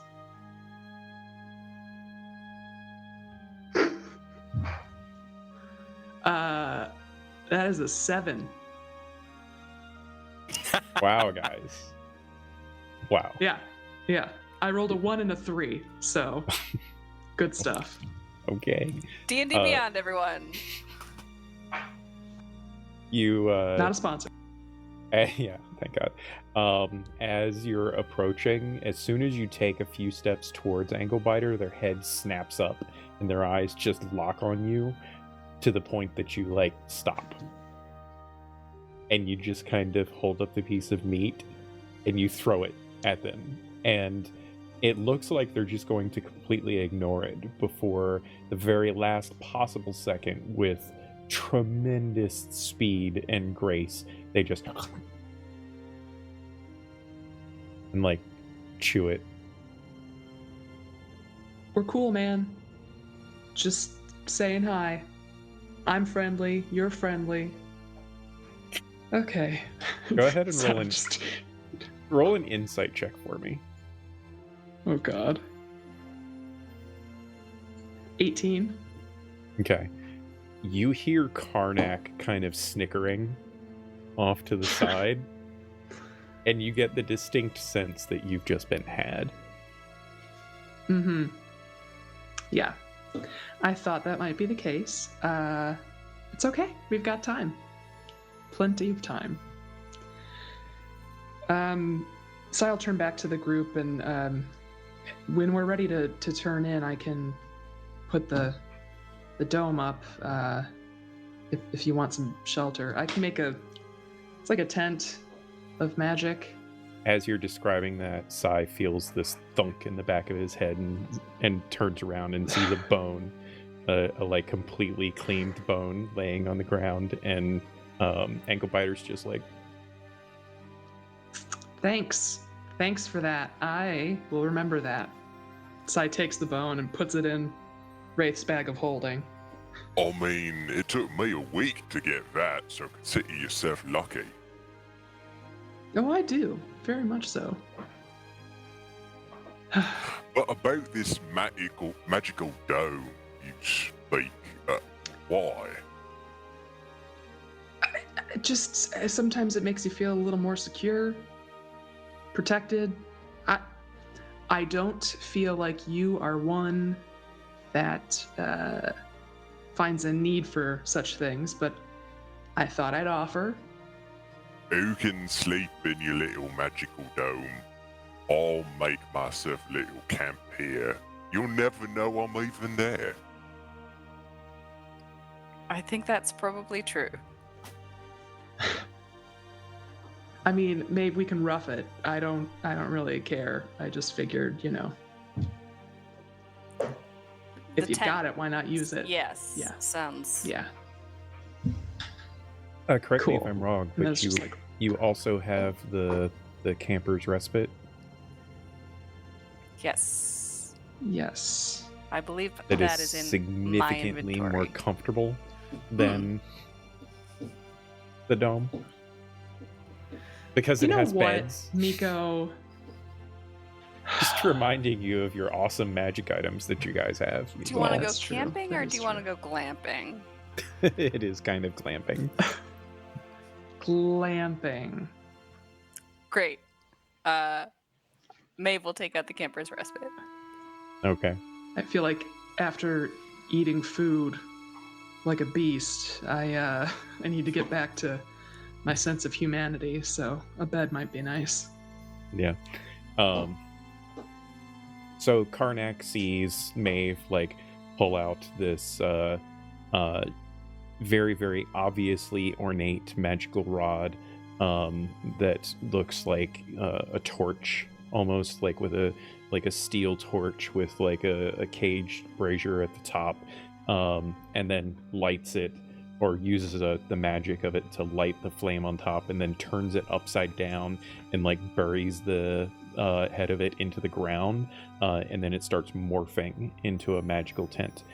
A familiar but not quite the same tent as the one that his companions had so many years ago.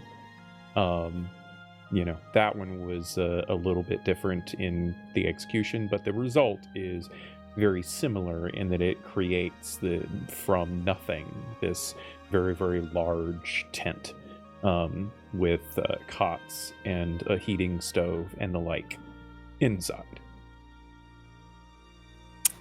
How standoutish does this tent appear on the horizon or the environment that we're in?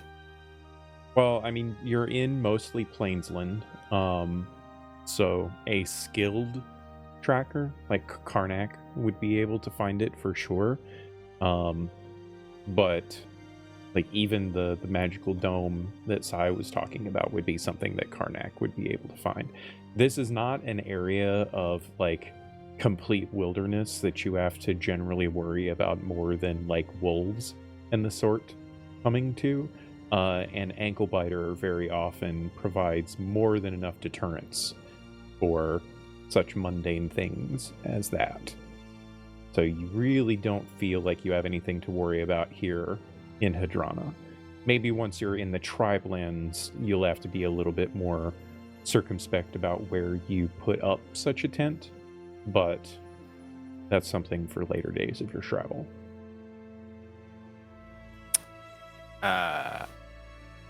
If it doesn't convey anything extra to take respite in there, then I think Karnak's gonna stick to his usual. I mean, he did make his home outside of Eskos despite having lodgings in Eskos. So Right. he tends to keep to his sort of primitive ways despite having the luxury of other things. Sure. As soon as Sai and Maeve start making their way inside of the tent, though, within moments, a very large head of Ankle Biter kind of pokes through the doorway of it and is looking around and sniffing the space. You can come in here, buddy. And he just like barrels his way in and curls up in one corner of it, taking up a full like 1/4 of the size of this thing that normally can hold quite a number of individuals, but a beast such as this takes up some space, as it were. Karnak leans in through the doorway and like glares at Ankle Biter. He sees Ankle Biter And- just doing that thing, spinning in a circle, like pawing the ground, spinning in a circle several times before just like flopping down, and his head just on top of his crossed arms in front of him, and has this just look of comfortable pleasure upon his face. Looks at as Karnak pokes his head in, his eyes open up, and he just looks at Karnak and then and just burrows his way. I'm gonna remember that. You get.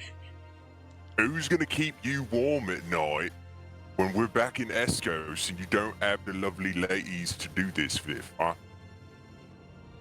No cares whatsoever. Alright.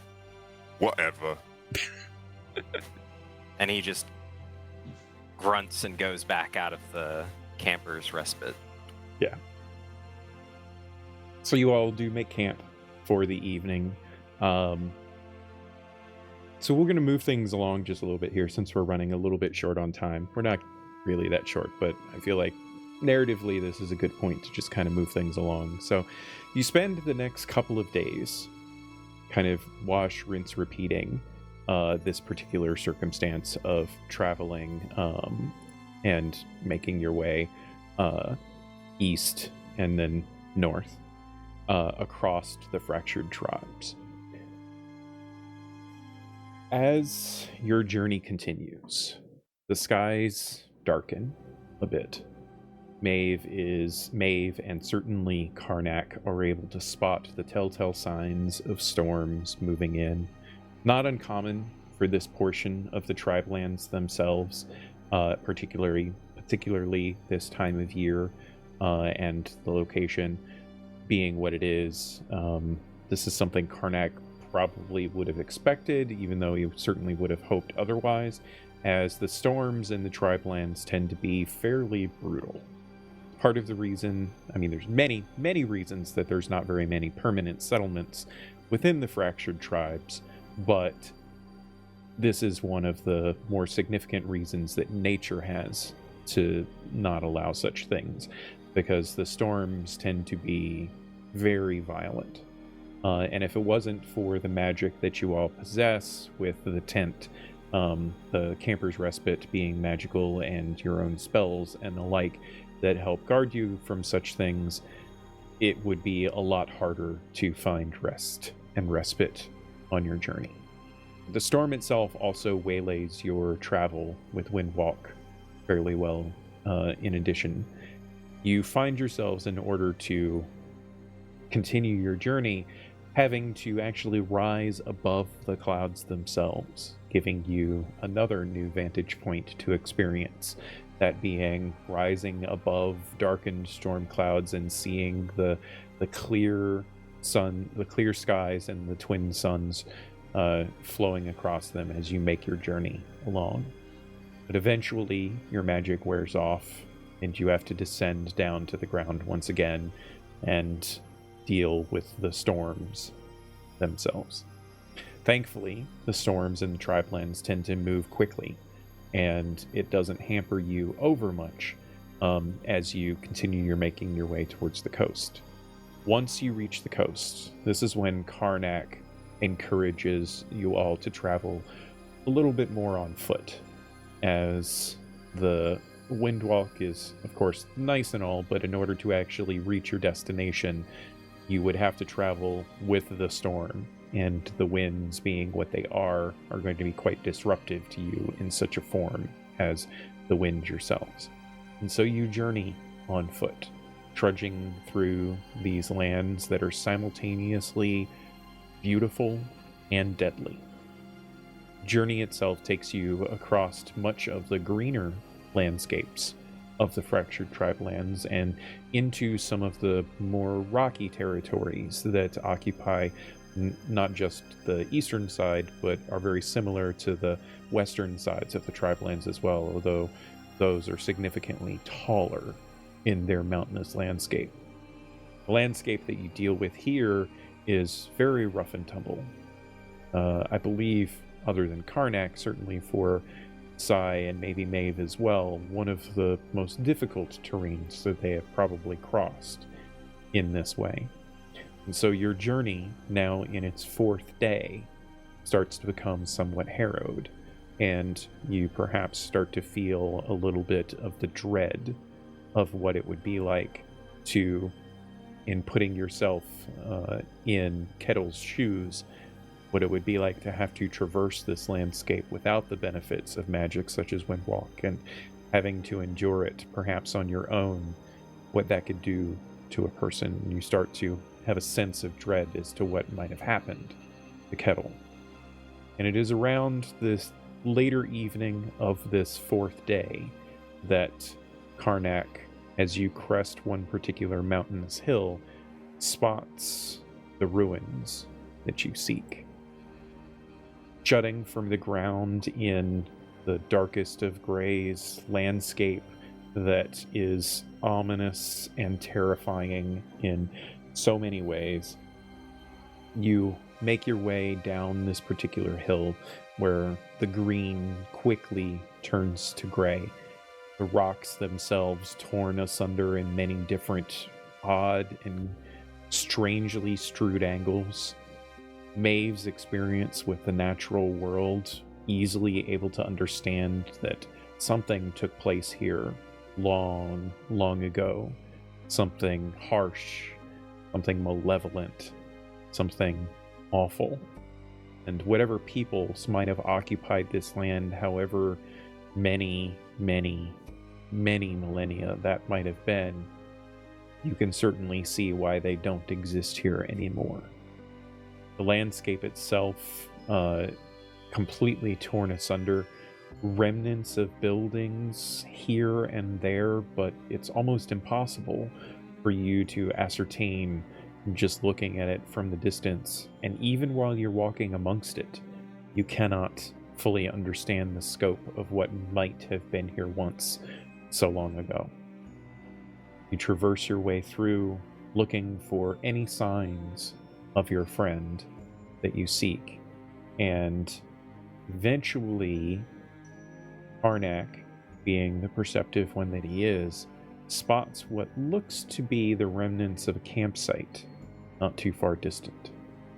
Thankfully, there's just enough light from the moon Lunarin, the other two being almost completely obscured by the remnants of the stormy clouds, that you are able to see in the far distance what he points at, and you begin to journey down along various ravines and crags and rocky outcroppings before you reach the site. As you sit down to the site and begin to investigate, your worry for your friend Kettle turns to dread, as very plainly you can see the site is ruined. A scuffle of some like took place. There's torn to shreds tent. There's a few scattered belongings, such as a cooking pot, some dishes, a torn pack with a change of clothes in it, and blood sprayed to the sides in a couple of different directions. Karnak, perhaps more than the others of you, are able to tell fairly clearly the struggle was mostly one-sided, but there are two distinct blood patterns here. One of them fairly light, perhaps from simple cutting across a shoulder or maybe a gut that bled just enough to spray at odd angles amongst the rock. But then another heavy amount of blood flow. Considerable amounts kind of soaked so much into the stone that not even the storm's rain could wash it away entirely. The area slick and distraught. And then Karnak spots the blade. A cleaver. Broken at the end. Probably still somewhat functional, but what used to be a vicious sword of sorts is now not much more than a dagger in its functionality. But it's a cleaver nonetheless. One that he is intimately familiar with. And particularly Sai, but even Maeve, are able to pick up on the expression upon Karnak's face as he sees this blade in the ground. This broken blade in the ground.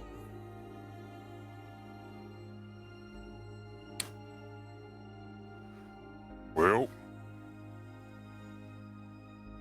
looks like we're gonna get to a scuffle.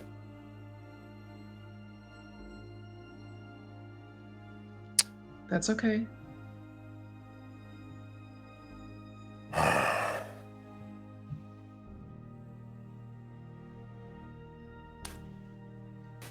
He kind of crouches down and sort of takes in the scene a little bit closer, and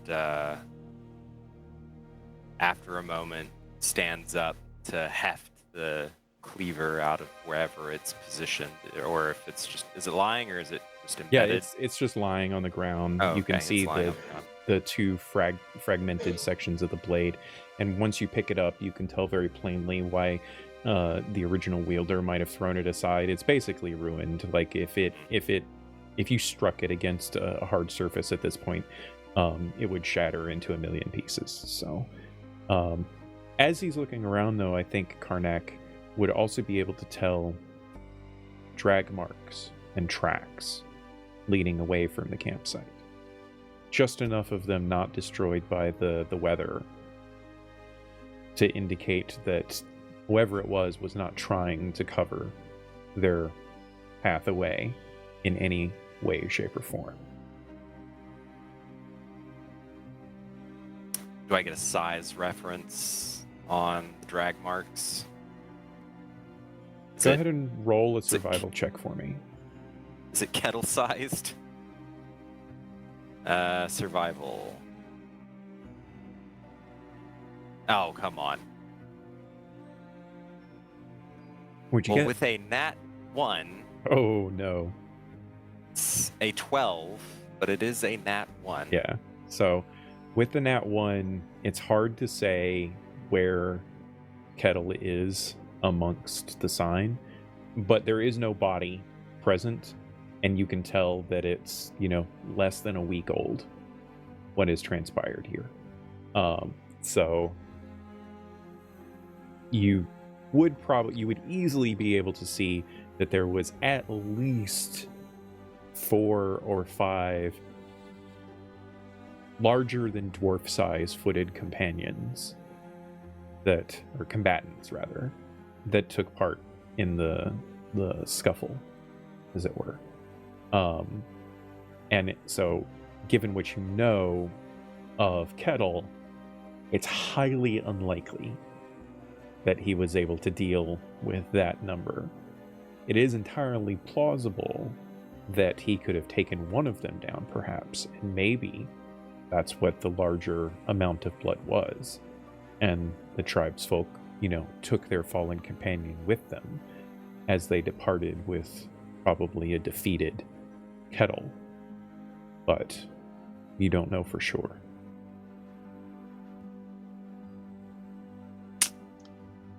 With a not completely distraught, but definitely saddened look on his face, Karnak will turn back to Maeve and sigh. Alright, here's what we're gonna do. We're not gonna get no more shenanigans. We'll play this by the books.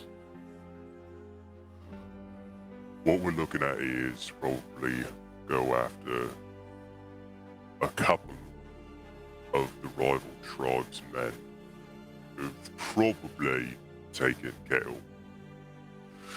I don't quite know how far they've got with him yet. I haven't really looked beyond the area.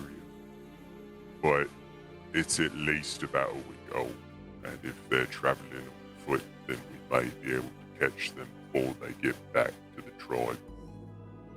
But I think we can save him. We just need to be quick about it and do a couple of stabbings for Kettle. And I think we can save him. At least he's not dead. He's not here. But we need to be quick about it. Just point me in the direction. Is it obvious for the signs of the tracks, or do I need to kind of it's investigate more? No, it's very obvious. You know what direction you need to go. And Karnak's personal history with who he believes are the tribe that wields blades such as that. He kind of has a sense of if they're following the same paths that they normally take on, the journeys that everyone goes on throughout the years and such. He thinks he knows where he needs to go anyway. You see him kind of take in enough of his surroundings because he's not necessarily concerned as much with what Kettle was doing in this particular spot. He's more concerned with Kettle's well-being. So he takes enough of his periphery in, and then he'll whistle for Ankle Biter to come over and then using mounting up on Ankle Biter, tries to traverse some of this terrain just enough to get a higher vantage point, and then afterwards, after he's gained sort of a lookout, we'll say, what's going on surroundings wise, he'll kind of motion to Maeve and Sai if they wanted to either pursue on foot or, well, you stated earlier that the weather conditions don't necessarily allow for us to wind walk. I mean, they do, it just makes it harder. Right, it's harder than normal. And the storm, once you hit this 4th day, you had moved past the majority of the storm, and it's kind of breaking. You think by morning it will probably have broken entirely. And have moved far enough west that you don't have to worry about it anymore. But you could certainly on the morrow pick up some ground using Windwalk and potentially expedite your ability to track down your friend. Yeah, I think Karnak, knowing the speed of traversal from this rival tribe, will recommend to Maeve that we take respite for the night, and then on the morning use her magic to pursue these people. Otherwise, we may not catch up to them before they do whatever they want to with Kettle. Kind of more privately, after Karnak suggests that, Sai will just kind of look to Maeve and say, Are you good for that? I know it's a lot. I'm good for it. All right. Let's rest. So, you move a little bit of ways away from the previous campsite, as it were, spending a little bit of time in investigating it before you fully move on. Anything of even remote value was taken from the site. All that is left are things that have no value or just were like rended and unusable practically. And so you head a little bit of ways away, find a decent enough space to be relatively protected from sight if you bring up the tent and through or with a perhaps heavy and moroseness of circumstance endeavor to make a rest for the evening with full intentions of setting out as early as possible in the morning and hopefully trying to catch up to your friend that has been taken, who you hope is still alive. And that, ladies and gentlemen, is where we're going to call it for the evening.